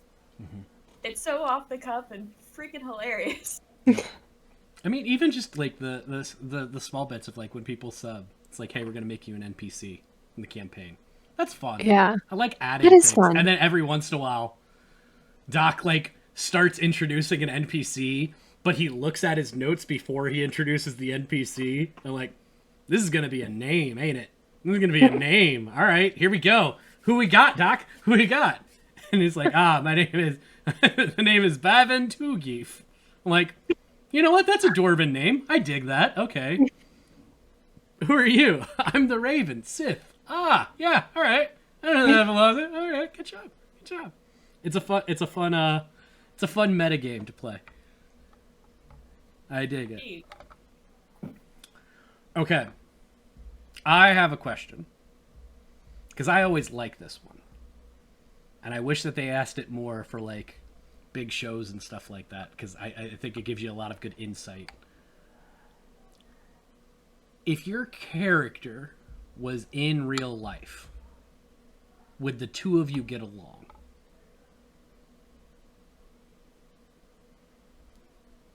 Absolutely.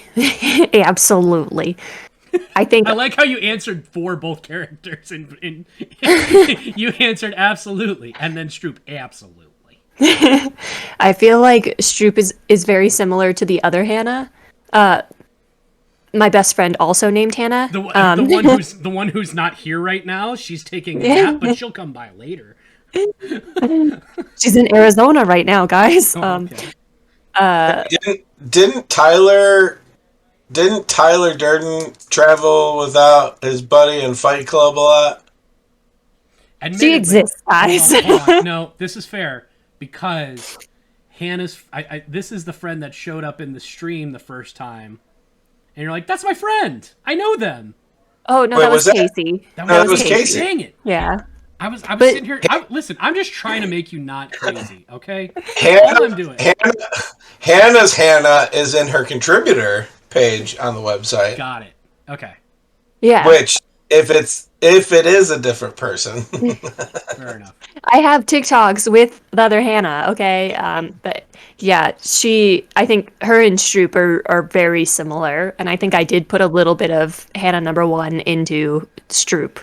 So yeah, I think I actually have a Stroop waffle in my life already, Nice. and we get along And you very well. decided, you know what? It's nice having a Stroop waffle in my life. I should give one to everybody else. Exactly. What about you, Lissa? I feel like Miranda and I would get along fine because, like, Miranda Montera, she's more chaotic than I am, but not by much. Like, you guys have heard the Gen Con stories of my DMing moments. Oh yeah, for sure. No, I was gonna say I'm not surprised at that answer. I'm not gonna lie. I don't think I could hang out with Tayson. I'm a patient person. I'm an empathetic person. I'm nice. I'd be so. I'd lose patience. I really do think I would. It's like, no, dude, just stop. Like we can keep hanging out, but you just gotta stop doing your whole thing for like a bit. I just need a break. Like, you don't even have to leave. I just need you to chill for like a little bit. Then it's all right. I couldn't do that if it was every day. Definitely. I would say I'm 50-50 on the ones I play. Yeah, I was gonna say, you got a lot. I would say for Doc, I would ask which any or all of the characters that we play would you be friends with in real life? If they were all hanging out together, all of them. Because one of my favorite things about recording is when you guys get going off the cuff and I sit back. It's 2 reasons. One is because I understand a good story and I have to wait my turn. Mm-hmm. But I'll tell you, when you see me move away from the mic during recording, no, I'm enjoying myself at that point. Admittedly, it is nice to just be like, all right, cool. I don't have to do anything for a while. All right, cool. You just keep going. I'm going to think about something to happen later. I'm going to think of a new monster. Individually, I think Miranda and I would be best friends. I'm with Mike on the Tayson thing. It's like that friend that I know it's not Tayson's fault necessarily, but when there's someone who's like so in their own way that it's like, I can't help you, you have to help you. So like, here you go. But he's the opposite of the people who normally annoy me. So normal annoyance are I had a bad life, but I always had a bad life, and I'm never going to do anything to improve it, and I just want to complain to you about my bad life. And if you ever aren't there for me, you've destroyed my bad life, and you're part of my bad life. Like, those people annoy me. Tayson's the opposite, where I would be like, I, as a person, do not like going to therapy. And I would be like, no, you're coming with me. There's some shit we've got to get out, and you don't have a choice. Like, we're going, or our friendship is over. Right. I think the doting would get on me. It's like, can I get you anything? It's like, we're in my house, dude. What are you doing? Like, chill. It's okay. Yeah, I like that. Stroop's awesome, but Stroop's career oriented. And even though I can really respect that, that's somebody I can hang out with, but I don't know how like good of friends. But the chaotic nature of Miranda Montera, I enjoy that, and it's funny because as a put together non-junior adult, you would think it wouldn't be that way, but it absolutely is. That most of my friends are crazy. Okay. Hi, friends. At all. All right. I don't have an accidental shrine to Harley on my desk. No.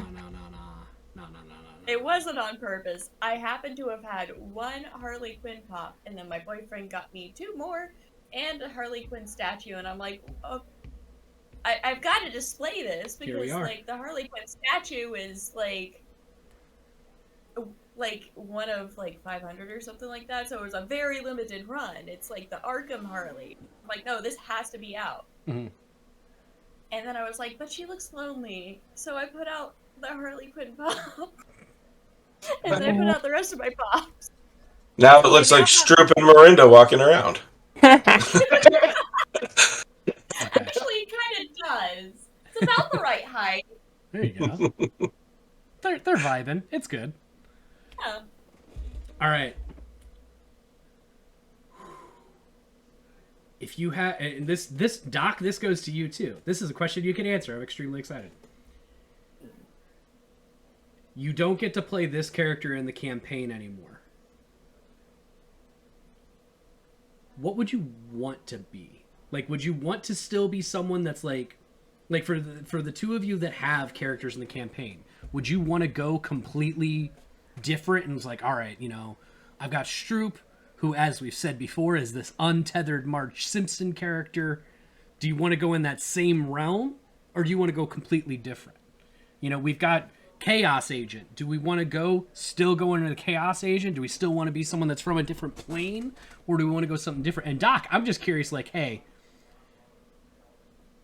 assuming that you didn't have to run the campaign at the same time, you're in this world, you're with us, you're the fourth party member, and you've got to make a character. What kind of character would you want to make? I don't care if you tell me what class or whatever or race. I'm more interested in the personality, but the everything else I'm curious on. Because I know, Hannah, you talk about how you're your barbarian is a thing that happens. It's like, I make barbarians because I just want to hit stuff and, and be angry. And it's like, is that where you'd be leaning, or what? Help me out here. Oh yeah, I'd make Steve Holt into a fighter, a human fighter, I think. Absolutely. Okay, I would. clarification. Is this a situation where we've all been TPK'd or just one of us died? Because that makes sense as to what I think. Nobody dies. Nobody dies. You just have to pick a different person in the world to play. Montero goes home.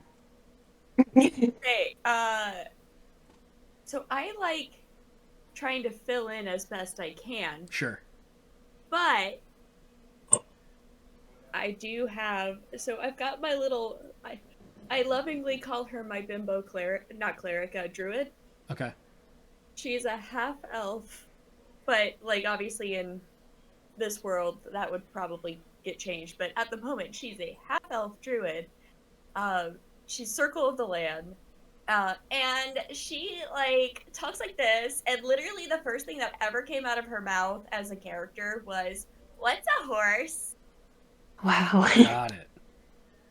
So Stroop.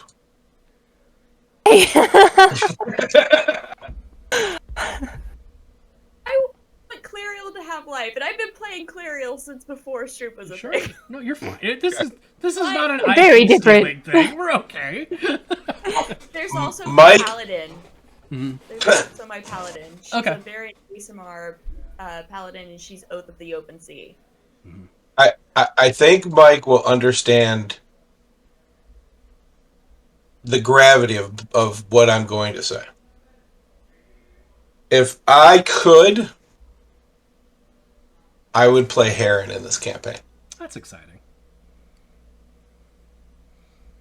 We did a mini campaign with a group, had fun with it, where we're basically, I wanted to make it a pirate campaign. Like, it started with a session 0 with like 10 players, maybe 11 players, and I was like, all right, great, I'm going to separate you into 2 groups, but for session 0 you're all starting in the prison together and you're all breaking out. It's going to be a lot of me railroading because there's 11 of you, so sorry, but I promise I'm going to give each of you a moment. It'll be fine. And then people separating and things, and Heron was Doc's character for that.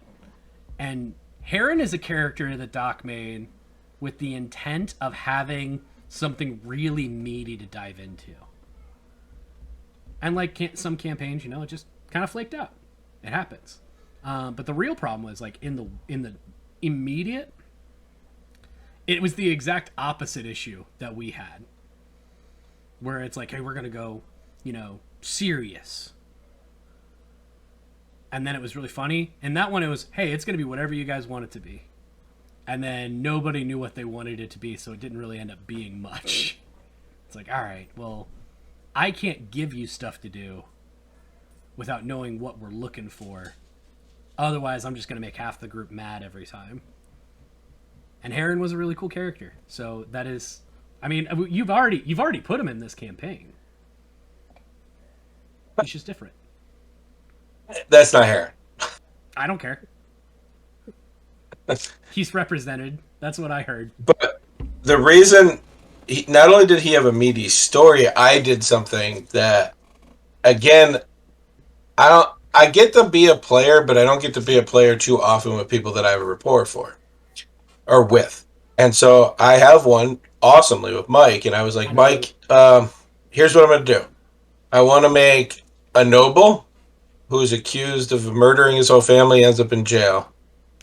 I want to be a warlock because of that system, but I don't want him to know he's a warlock. Mm-hmm.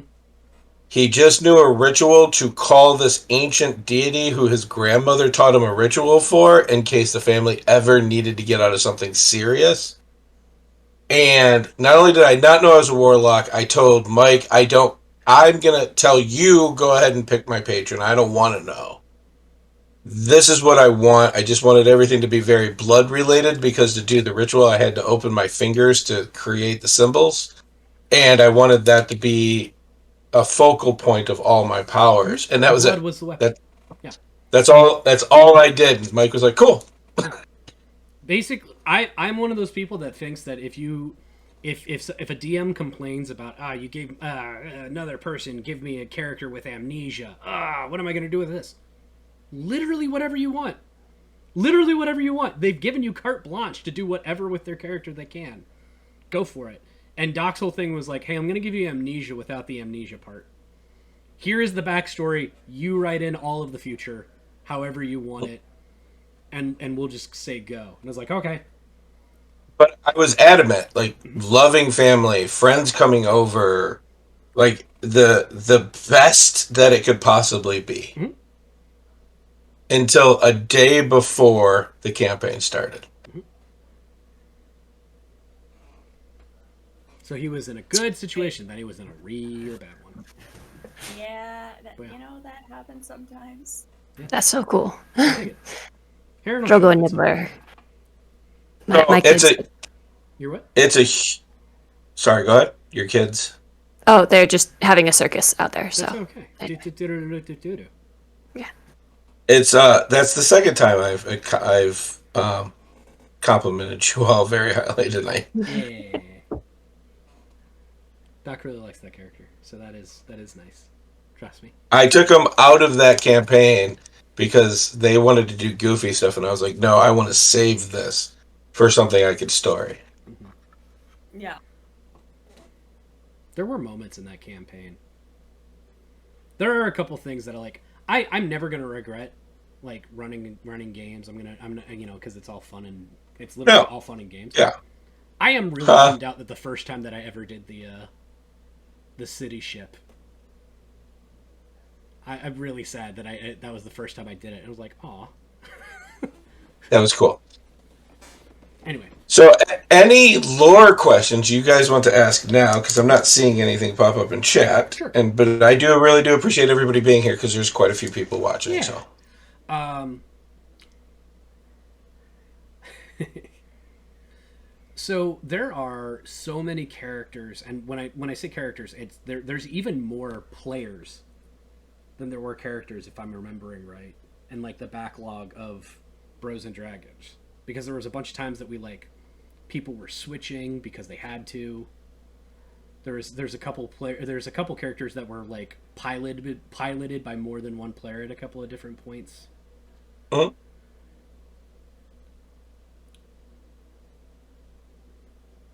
I guess going into the lore of the world, you said it earlier when we were talking about how like the world is always, the queen at one point is like, the world is always in danger, and every time it's in danger, people rise up to save it, and everything like that. It's always in danger. How crazy is this world? Because, like, we're in an isolated continent of it, and in the Rupture RPG, we're talking about another isolated part where that will turn into whatever it turns into with your guidance as well. How chaotic is this world? What's up, Tabletop Santa? He's not my other DMs coming here to torment. Yeah. No, that's great. Do it. It's so Bengen is not a world that I'm creating for Dungeons and Dragons. Right. Bengen is a world that I'm creating for tabletop role-playing games no matter what. Mhm. I wanted to start that off because it's a two different questions, so I'm going to answer the second one first, which is I have had the most amount of fun with Sean talking about how Rupture RPG can fit into this world, being that the story of Rupture is so different than most other created worlds. Sure. Mm-hmm. Also, Sean knows something new you guys don't, Oh, of course. because it's something that could affect that. And you want to talk about a lot of fun is tell somebody in their world creation where they've created a game that part of their game might not be existent because of something that might happen, and watch them work through it. It's the most awesome. Being in that conversation with Sean was one of my most favorite conversations of most game and creations that I've been through, and I'm not going to spill my list, but that's quite a few people that I know. Creating Bengen, how chaotic is it? In lore, there's times of peace between major events, Mhm. but they repeat over and over again because nobody's got it right. Okay. You three could break that cycle or continue it. We'll see what happens at the end of 3. Well, that's messed up, because now you're basically telling us that if we do everything right, there's no season 4 because the world is cool now. No, There'll be a that's what I season heard. 4. No, whatever. Whatever. There's still plenty Going of full time. villain. Let's go. There goes my trust. Here, let me tell you something, because Taysom went, no, go Simon! We're going rogue.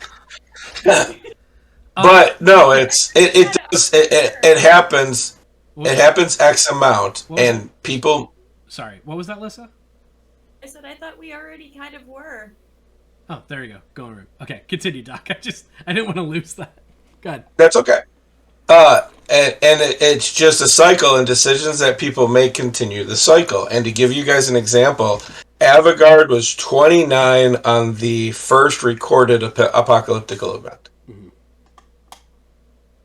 She made a decision, and that decision affected Bros and Dragons Season 1. And now, Bros and Dragons Season 3 with a brand new cast. Okay. Huh. That's a lot of scope. Okay. You got a lot planned out.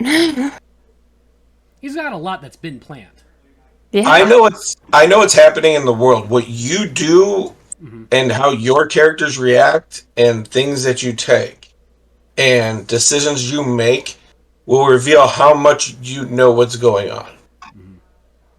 But in general, I put out enough teasers to let you guys know things are going on, and then I give the characters a chance to interact with said situation. But if decisions are made, good or bad, They're still made. you still have your adventure. That's the story we're telling. But the story around you is still moving. Other people have their things. And to bring you guys up to speed, Xandro is gone. Yeah, is Xandro dead? You don't know. Okay. We don't know if he's gone or if he's dead. It's just gone. I just thought you would tell me. I'll tell. Would you? If it was just Hannah, would you tell her? Yeah. Jump off real quick. Okay. I'm just kidding. I'm kidding. So, what I'm saying is, Stroop doesn't know, but Stroop does know Xandro's gone because that's been given to the party. Mm-hmm. Xandro has decided it's his time to leave because Xandro knows. And I'll tell you this much because this will be fun, and then I'm going to cut it off just to watch the panic. Hmm? Xandro knows how much of what's happening is his fault, Sure. and he's removing himself from it this time. He's literally removing himself from the narrative. I hate it. Yes. Yeah, I saw you getting ready, Alyssa. I saw it. I saw it in your eyes. All right. Well, I mean that makes sense because the whole, especially like it was that way before, where it's kind of like, hey, you need to go fix this thing because the book isn't entirely true, and then we get to, Martin's house, and we're reading all this stuff, and it's a lot of self-deprecating on his choices, and like this is my fault and good luck kind of stuff. So it does serve that it wouldn't be just Martin who screwed up, So Keith played Martin a certain way at the end. Mm-hmm. I still found those good guy, right, and great guy. He's still in contact. Keith had a way about it, and I took notes when we would talk because we had conversations like we have individually, like how you feeling? Are you cool with that? I saw your face. I was worried. And he was like, "No, here, this is Martin." Mm-hmm.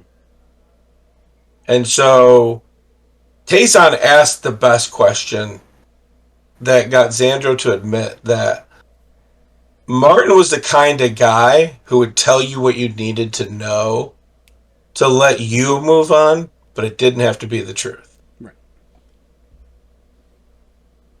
And so knowing that, the book is Bros and Dragons season 1 and 2. That's the book. Mm-hmm. It's not hidden. Anybody can go find it. You guys are more than asking me questions because I'm not telling you to listen to 50 episodes before we continue. But you should. But that's what's in the book. But I would love if you did because you might find things out that I'm not just going to give you either. And I will give you this tidbit. Season 2 ends before the fight with Deimos.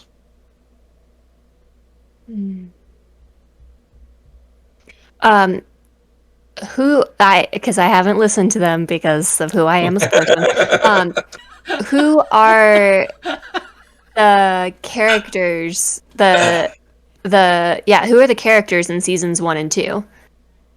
Like who do they play? Do we know them? Like does Stroop know the people? Okay.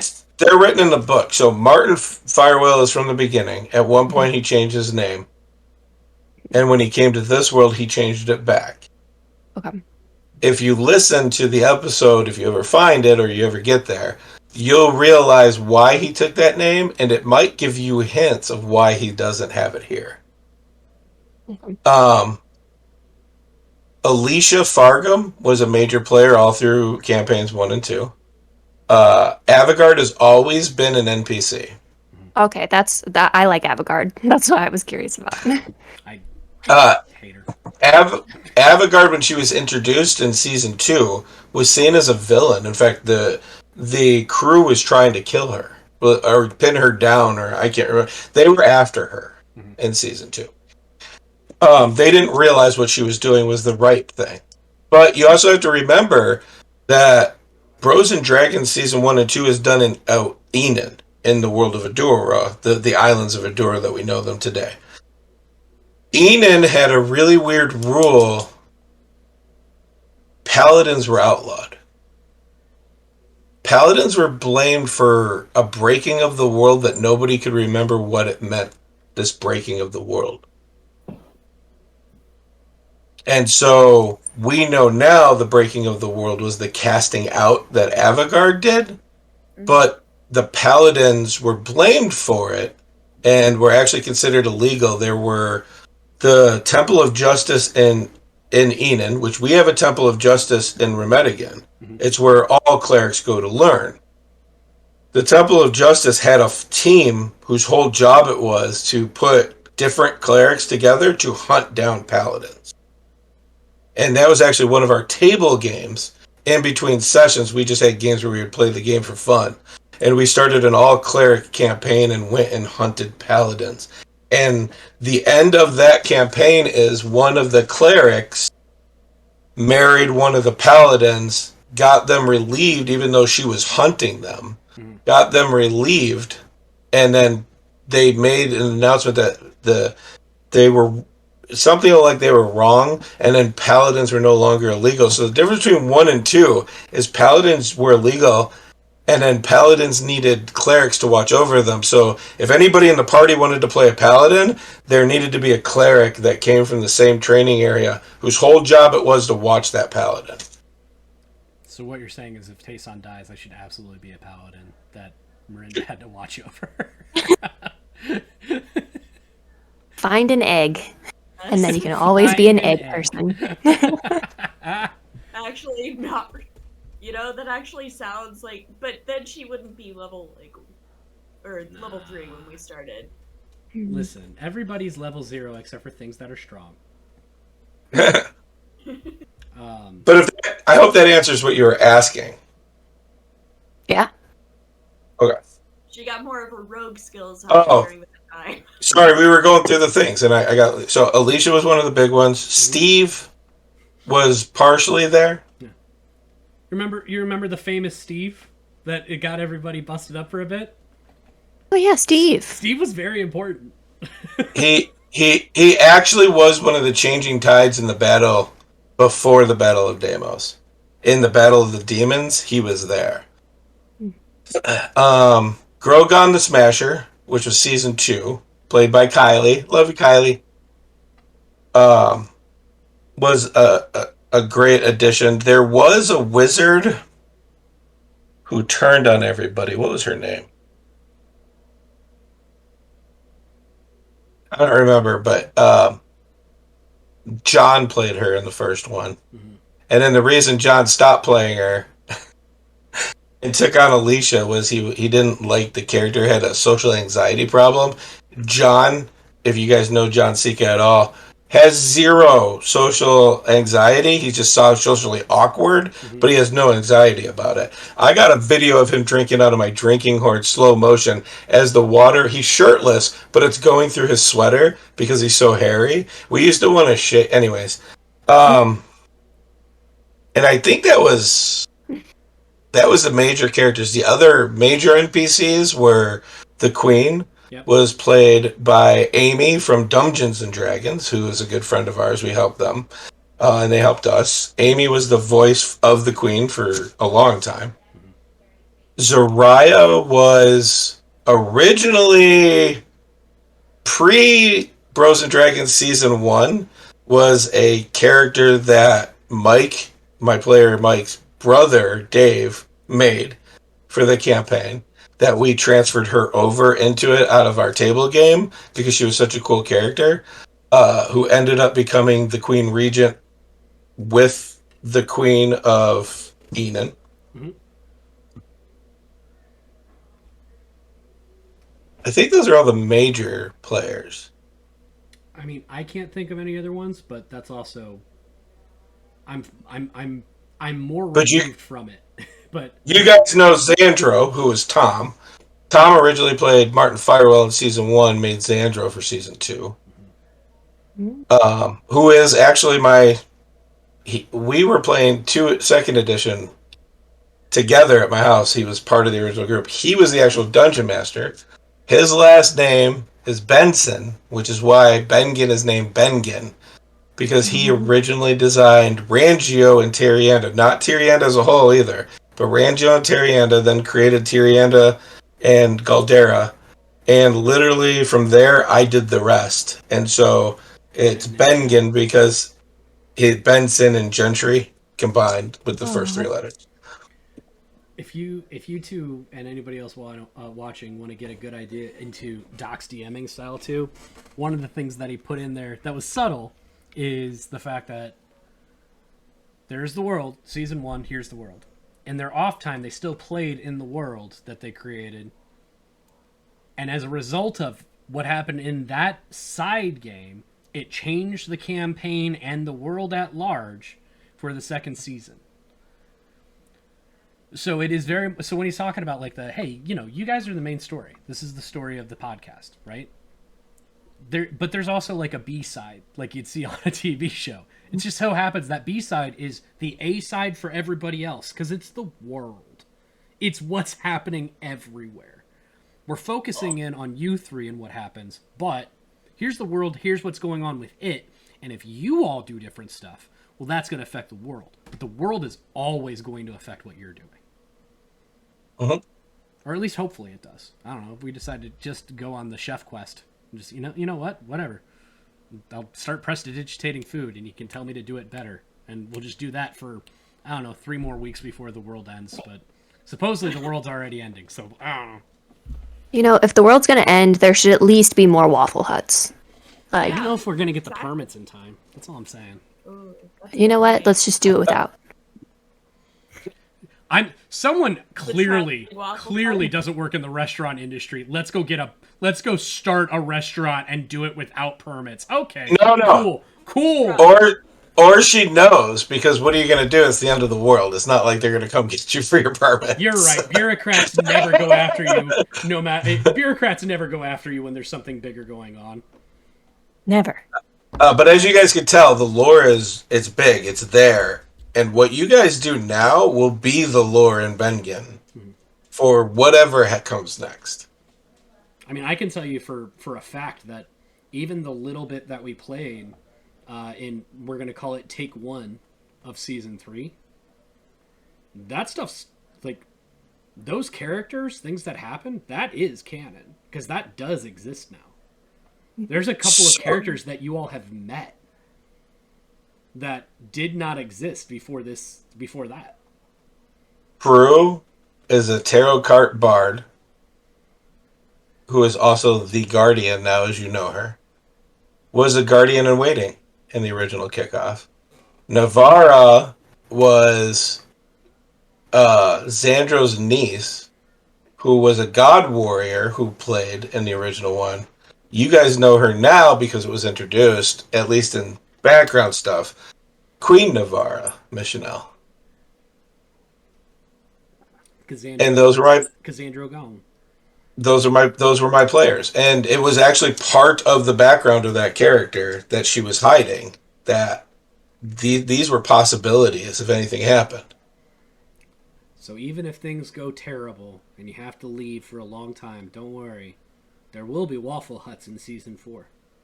Unless something terrible happens to the Waffle Huts. No, I need to talk to Sean about his timeline, because there might be Waffle Huts there right now. That'd be great. That's a very good point. You gotta talk about your timeline then. I need the Waffle Hut in 2 of my campaigns, please.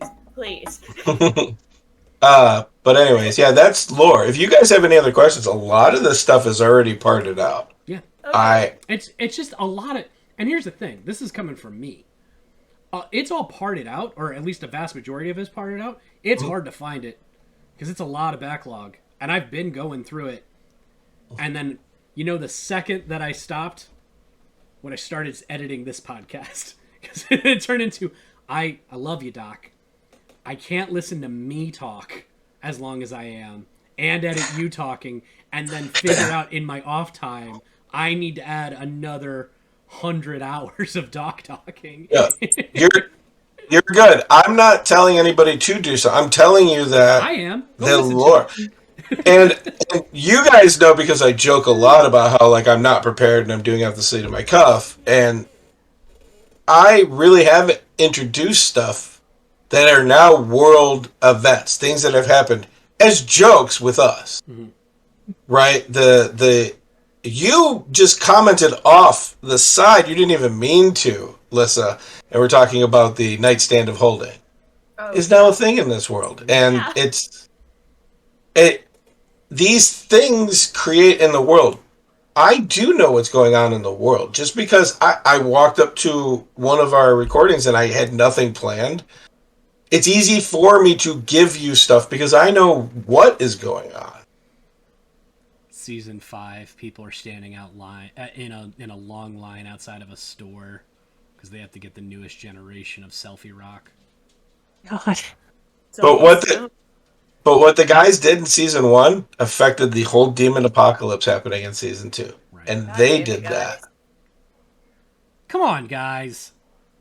Why Get it did together. You? Why? You did this to us. I just wanted to do the cook quest. I just wanted to own my own franchise. By the way, Doc can tell you about this. I have many times over wanted to make a character, whether it was a campaign or a couple of one-shots, where the entire premise was that it's just like, I just like cooking. I'd like to be a cook. And now there's artificers. And artificers are literally, I could just be an alchemist. An alchemist is literally just a cook. So I'm just going to be an alchemist whose whole thing is actually cooking. But I don't know. I don't think I can bring that into this campaign. So I'll make my sad boy. And then, like, 3 days later, it's like, all right, so what do we got? He's like, well, you're going to like Stroop's character. I still got to get with Lissa. And you just cry out, like, I should have done the thing. Oh, well. It's all right. I'll be sad instead. All right. I mean, it good. means Taysons are straight, man. But questions. Anything about Yes. lore, anything in the background? What the actual fuck does it mean to be a chosen of Zalrin? I mean, that's So I'll be honest, that was new to me, but when I started thinking about Zalrin, when you brought up that you wanted to play the Chaos and have a Chaos God, one thing that's always been a thing in D&D is the crossover of gods. So even though the gods don't always have the same names or they're not the same beings, they always have the same template. And so Zalrin was really close to what you were looking at when we brought it up. And then I said to myself, you were here for 75 years. You're only 300 and something years old. She's less than that. She was like young when she came here. She was like 25. There you go. Okay, so you're not that old. I think you're right. I got you mixed up. She's like 125, or no? But- so maybe she's 50. So We're in that range. Yeah. either way, that means you spent time in your home world of Eberron. You spent time in the Feywild, and it wasn't just coming through. You spent time in the Feywild. You're here and been here for the most amount of time. You've made a life here. And so I had to be like, why would she do that? And in my head, as I'm going through our notes and watching what we talked about, because I took notes when we did our sessions to set you guys up, I was like, what if Zalrin wants her here thinking that this time around the difference would be that she has no connection here? And this could be the kickoff. This could be, in his eyes, the trigger that changes everything. I've also have notes, and I don't know the answer to yet. How much Zalrin has been involved with everybody else who's attempted to stop this in the past?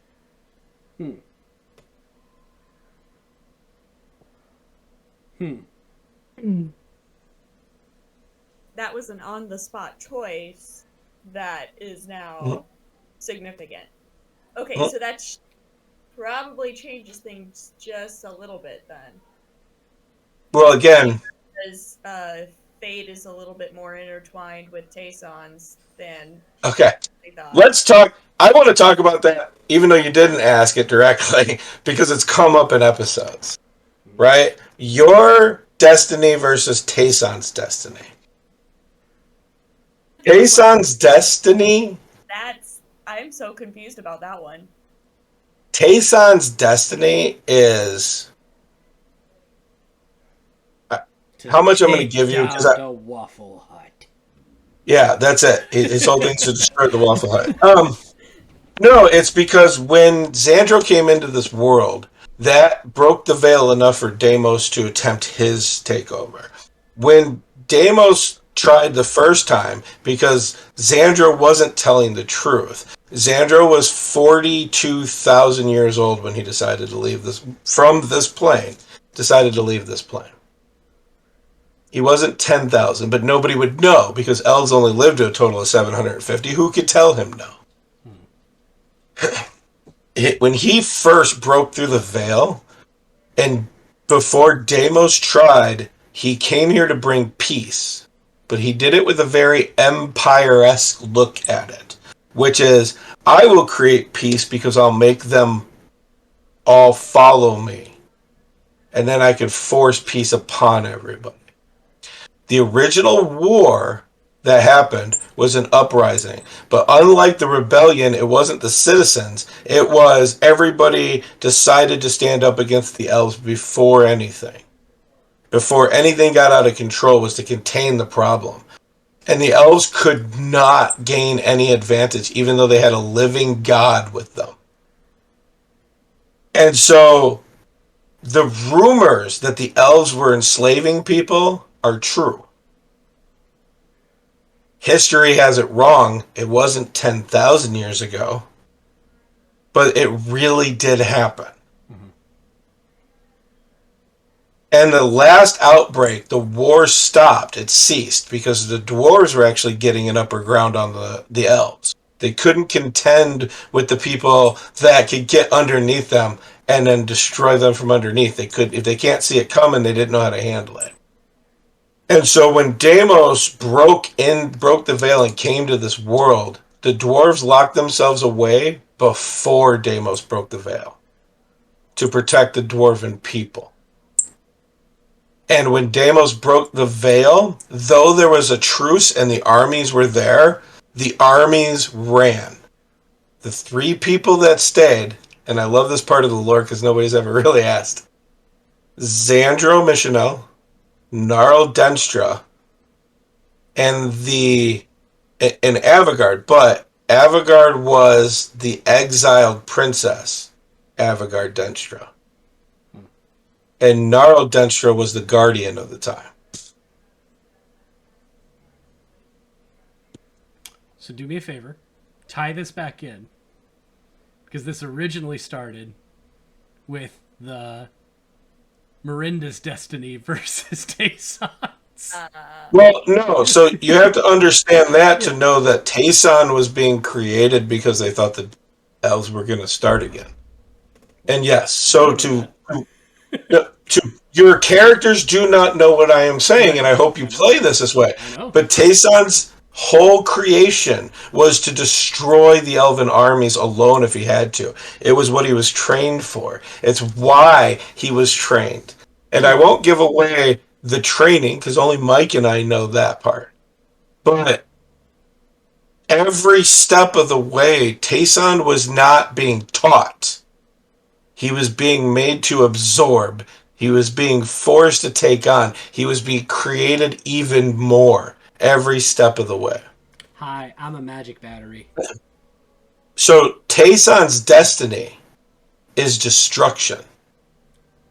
Miranda's destiny, now that I've told you that, is not destruction.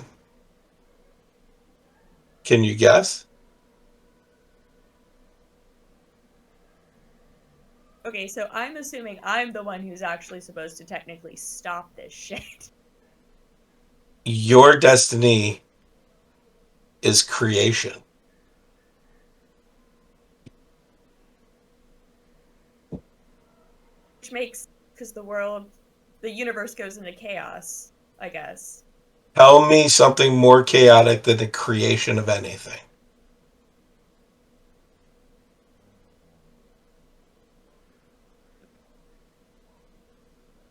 Okay. I will reiterate, Miranda does not know any of this. Yes, but that helps me play her. But I don't even know if Miranda understands my mind, but like she definitely doesn't, because I was not, like, I knew it had something to do with that, but like it didn't. I was missing a final piece. Mm-hmm. Because you never put 2 and 2 together about chaos and creation, and it doesn't matter any creation story, theory that you could look at. Me as a scientist, I think of the Big Bang. And I cannot think of a more chaotic event than the Big Bang being take all the materials in the entire universe and put them in a small ball and then watch them react.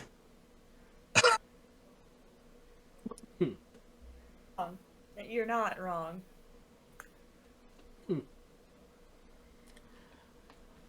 I have a lore question. Sure. Who's my dada? You have two daddies. Do You I? were created. You were created from the essence of three beings. No, that's donation of genetic material. I'm less worried about that. Who's your daddy? I need to know who did it. Okay, the teacher. Okay. Noted. Which is why this is something that you guys are going to have to weigh when you figure things out, when your characters learn this, but I'll give you a heads up right now. Is the teacher bad or good?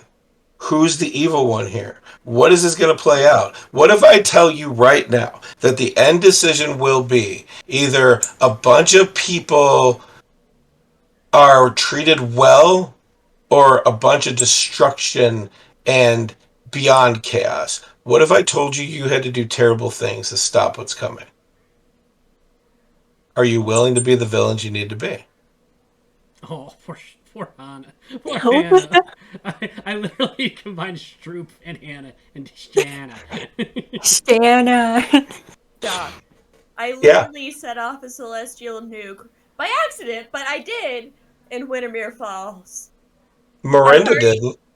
I know, I'm saying me as a player. But you're I have making already Miranda. crossed that line. I have already, as a player, crossed that line Listen, by yes. accident. Lissa did that, but Miranda, cleric of the five for 75 years, the longest she's ever been in anything was in service to 5 deities. Believe in the peaceful interaction of all different cultures, which is what the Shrine of the Five, the clerics of the Five believe in. That people can live in harmony even in their differences. Is now finds out down the line somewhere that they have to destroy everything to save it. I'm talking about, I don't believe in straight evil BBEGs. Deimos is the only truly evil being that I've ever created as a bad guy. But it doesn't mean that I'm not going to make you weigh in on ethics and morals of your characters as we go along and see where their lines are, if they're willing to. Who's the more evil? The person that sacrifices the millions of people to stop the big bad, or the person that doesn't stop the big bad to save their daughter? Right? And this is a question that a lot of people don't understand, but like, real hero villains, real adventurers, this is your question. Are you a villain or are you a hero? And I've said it in an interview already. We don't know yet.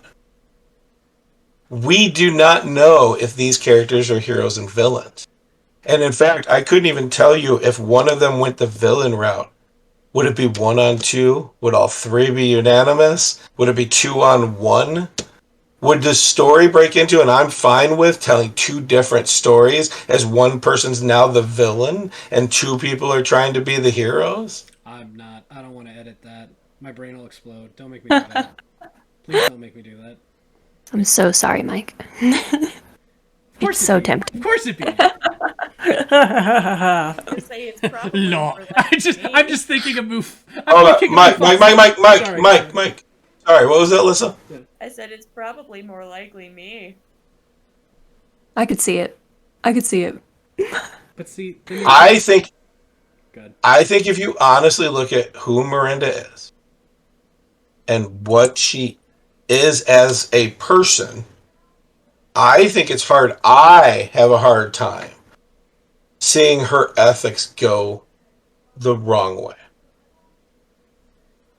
or against what good really represents. Because though she's chaotic, and I admit that chaos, there's a lot of good to Miranda. She's a lot of good intent. She's a lot of well-meaning kind of thing. At least as far as everything that I've seen. The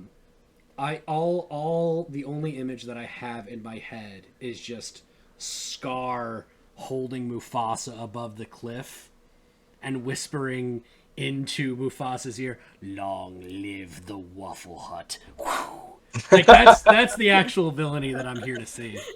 That's what God. I need in my life. And if you're not willing to do that, no, I'm just kidding.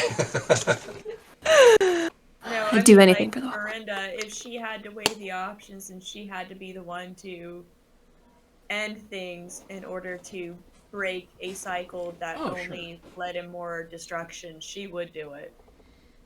We'll see. As time goes on, we'll find out which one of you are willing to make sacrifices. It's going to end up being, you know, there's a lot of things that are changed through context, and the thing that changes the most through context is more context. Okay, I'll call you out if you change this at all in your way you guys are playing, but the prophecy you found has nothing to do with you. Sure. That's fucking great. Sure. Just her sleep deprivation. It's like, clearly this has to be it, right? But like any other prediction, it's very vague. But it's easy to grab that vagueness and put it into you and say, "Oh, this is obviously what we're doing." I feel I'm gonna push back against that a little bit. I feel like the one thing I've done with Tayson the entire time has been like, who cares? Be talking about destiny. Like, my destiny versus yours. What's your destiny? I don't know. Well, then you can't be upset about it because you don't even know it exists yet. It's fine. And you're gonna be against. What if we figure out that we're on the same side and all this is dumb? I don't know. What if our destiny? Like, I'm just gonna keep going back to it. What if our destiny is just to hang out with Stroop in the Waffle Hut and just help her like set up the next one? We don't know. Who cares? You decide. You don't know. Where? I dig it. Do we have any more questions? We're not at like our normal closing time here, We're close. but we're getting close. So I wanted to check in. What other questions do we have? I mean, we can always go through the some of the other stuff. Because I do have one more for everybody. And Doc, this is for everybody, but Doc, you also have the right to just refuse to answer here. Ruh-roh.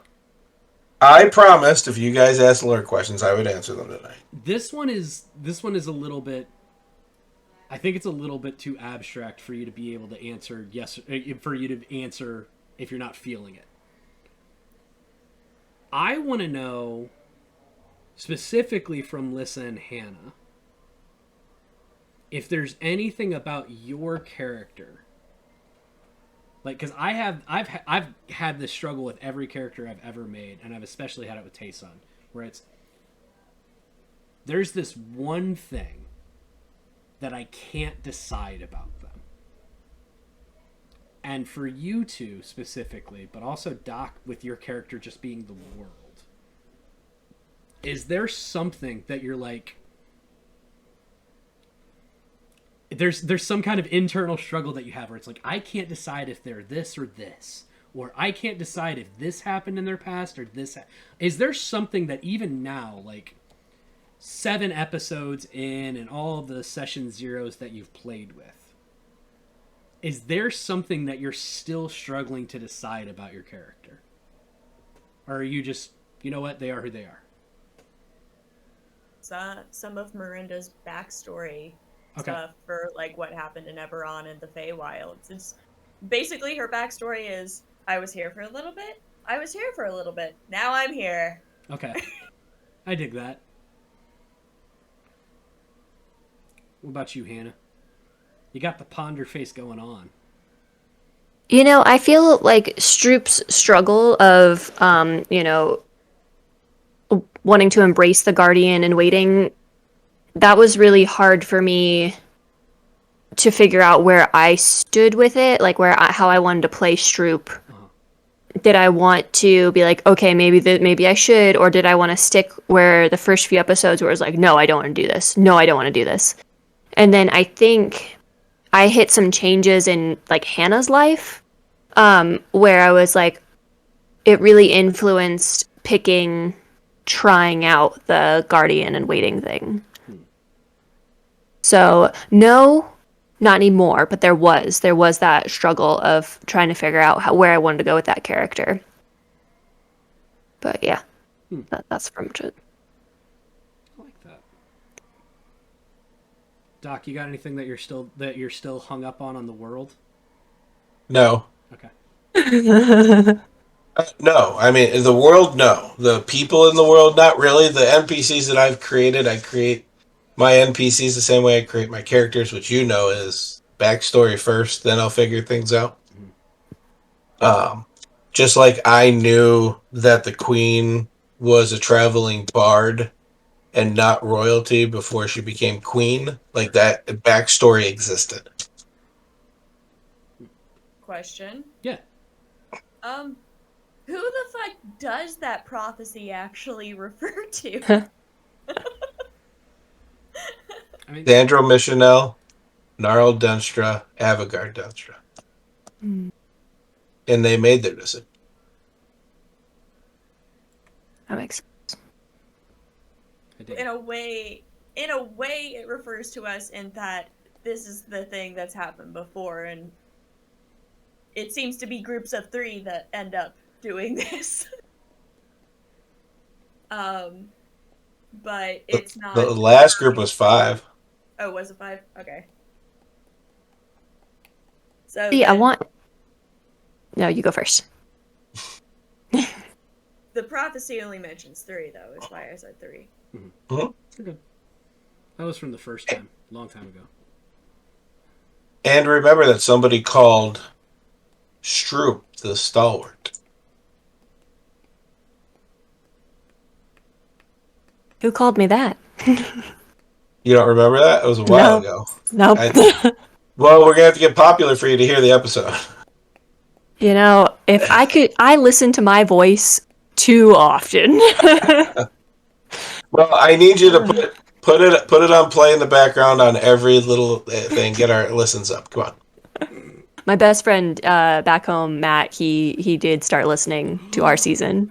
So Oh, I got a question. What does your dad think? he still hasn't figured out the technology. Okay. I know I have to go like download it on his phone for him to be able to listen to it, and then like show him how to listen to it in the car. Sure. But Oh my goodness.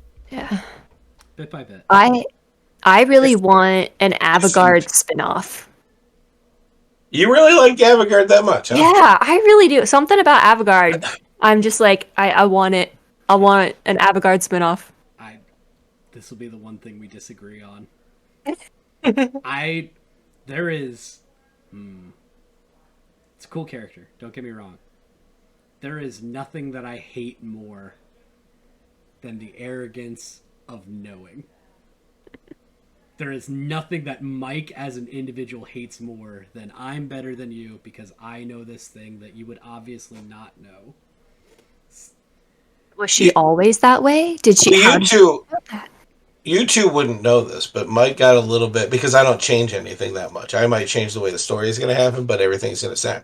Mike knows Avagard differently from the first kickoff, where I made her a little bit more of a primary. Yeah, I guess. But her exact words were, when she was confronted, why don't you do something about this, was, I already did. I'm not doing it again. I don't want anything to do with this. Pretty much the last time that I tried, I became a slave to that demon for a long time, and I'm not doing it again. Mm-hmm. She's a very interesting character. I am obsessed with necromancers. There you go. Something about unalived lately. Well, then you'll love that Raven Sith. Yeah.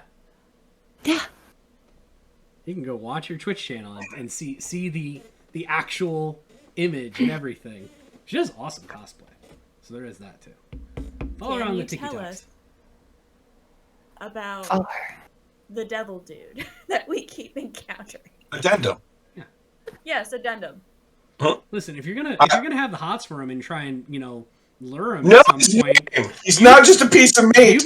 you better recognize his name No, and know that he has a personality and I feelings. want Damn the it! lore behind him. So Addendum does. So Addendum wasn't always a devil. He was once immortal, but it was so long ago. Once he became unalived, as everybody keeps saying, so we can put it on the tickety talks.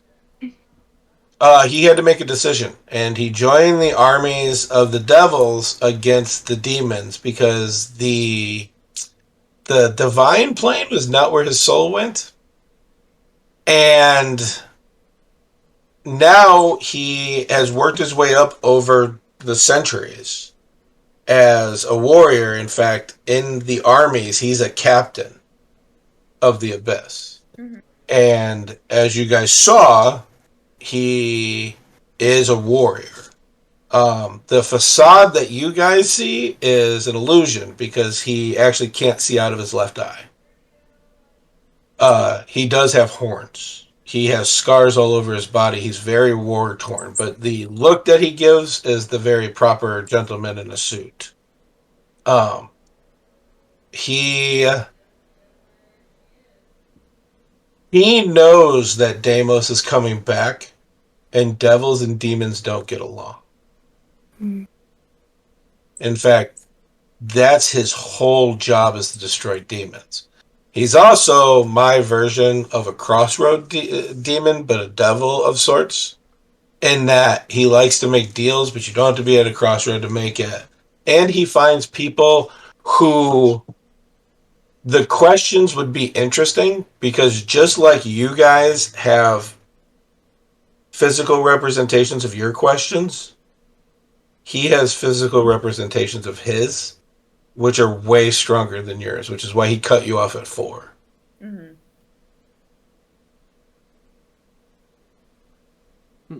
Being attacked by my cat. It happens. I mean, it's But that's his backstory. And that grove that you guys met him in really is his ancestral grove. I don't care. I don't And care I will- how it happened. I'm gonna actually tell you this. This is where you guys are actually the villain. Was that thing that looked like a guardian was not a guardian. And the black things that were attached to it were being forced out of that demon who took over that part of the Feywild. And Addendum was trying to stop him. That's not my favorite episode anymore. took my headphones off for a bit. I still haven't listened to that. Still haven't edited it. So no. I don't want it now.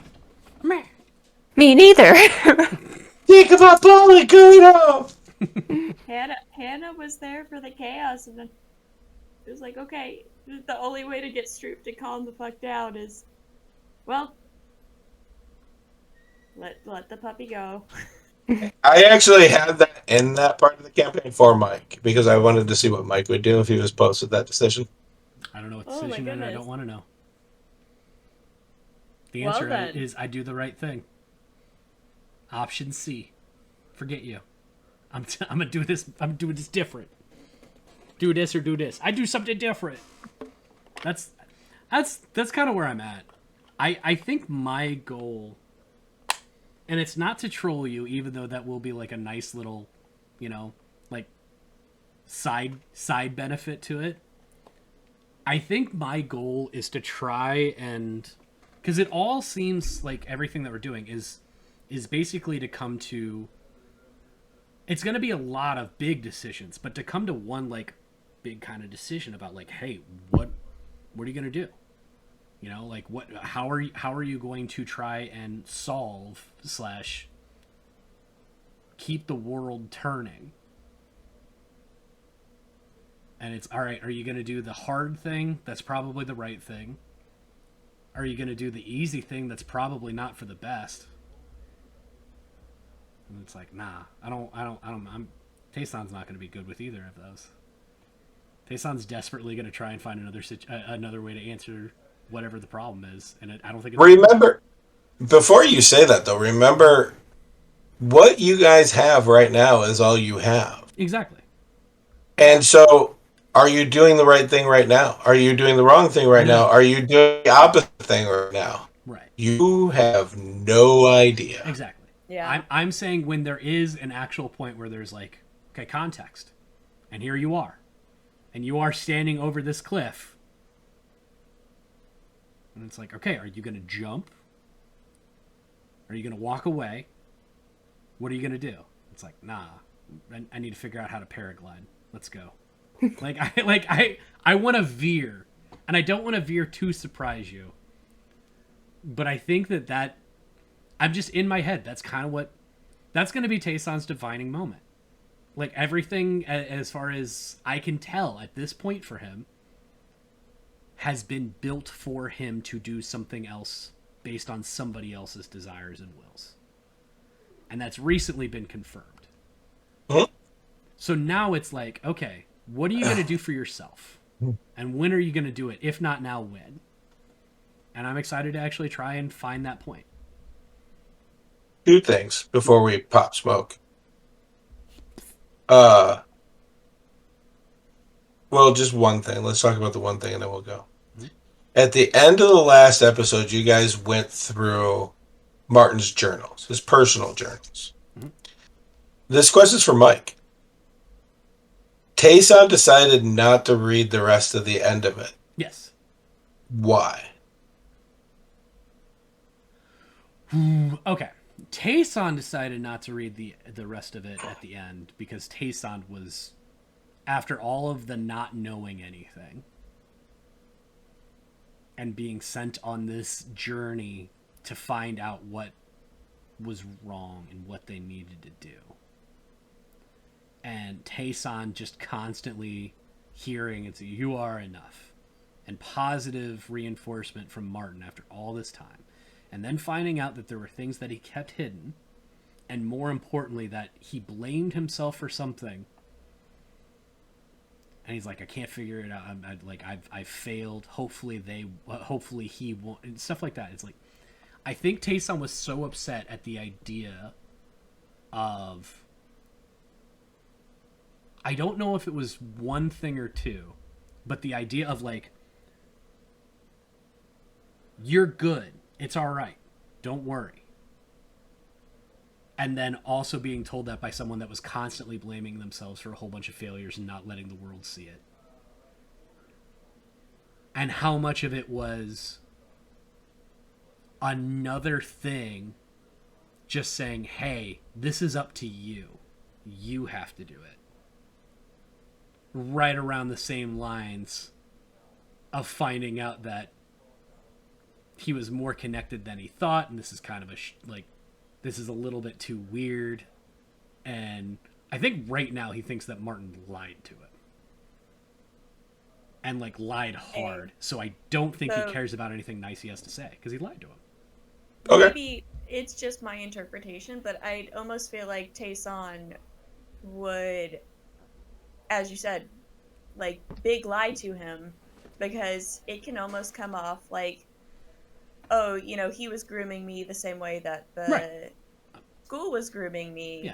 Yeah. Just with positive reinforcement. It's carrot versus the stick. Here's the thing.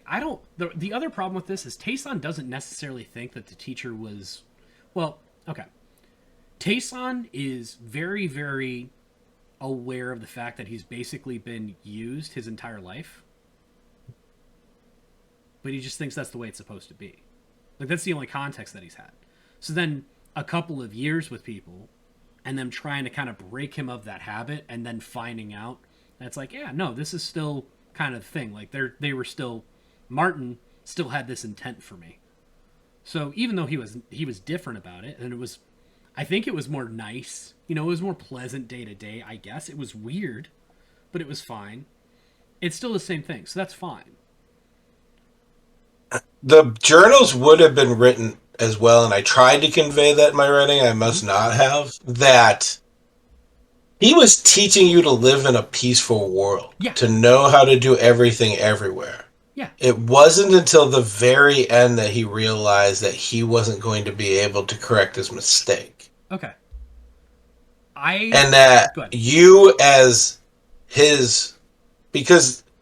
You're adopted, but I think Martin saw Tayson as his real son. Sure. And he loved you the best he loved Tayson the best that he could with what he was given from Tayson for 18 years or 17 years of Tayson's life. Sure. That he had no control over. There's two things to that. I believe it. I think Tayson believes it. The real answer to why did he not want to do that is because, frankly, it's the last segment of the last thing that he'll ever read that Martin left. So part of it is holding on to it. Mm-hmm. And not and in that moment where he just found out a whole bunch of stuff.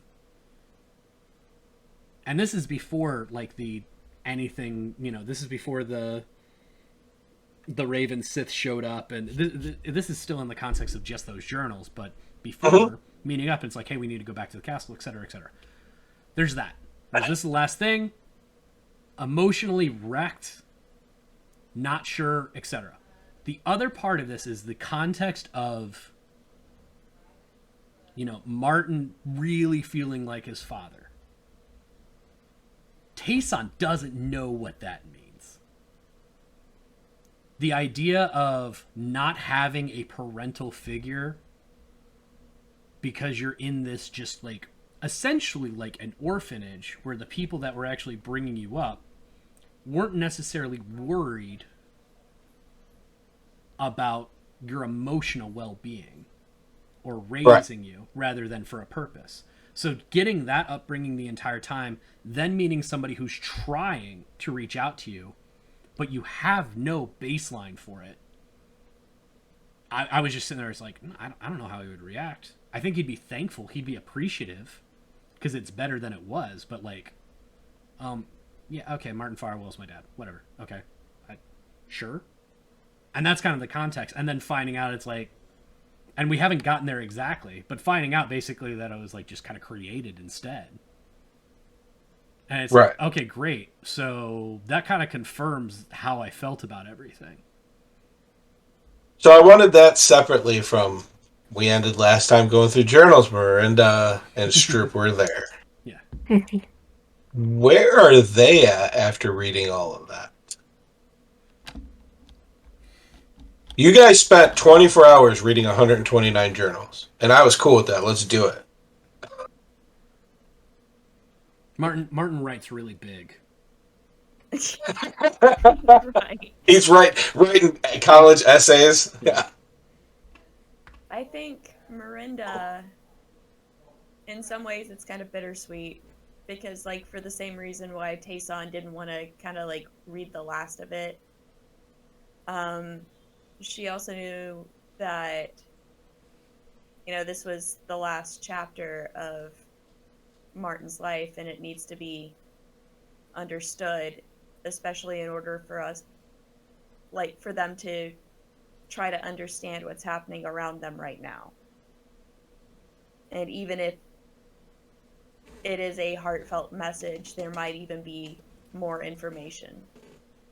Mm-hmm. I think she, like, part of it's, like, she's heartbroken because she lost her friend of 75 years. Mm-hmm.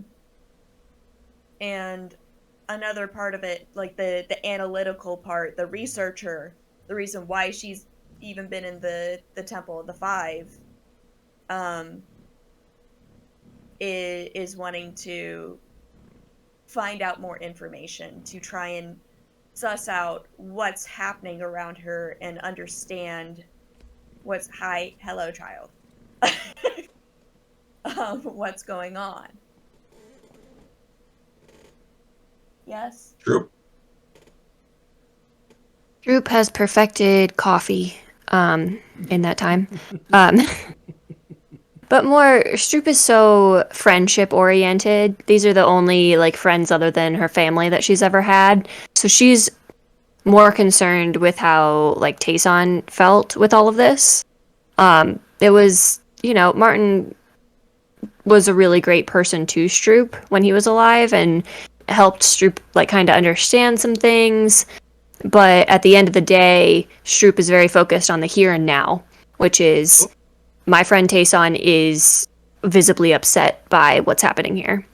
and we need to care for him and love him and make sure he's okay. And then, yeah, I can't really remember how Miranda had reacted at the end, so I don't really know where she is with how Stroop feels in regards to Miranda and how everything's going, but she knows that Tayson seems to not be fully there emotionally right now, and that's kind of where Stroop is at. Protect the child. You were interrupted with the Raven Sith looking for Avagar. Okay. So I did that on purpose because I wanted you to have these emotions and not be able to process them. The characters to have this thing where you guys couldn't process them right away,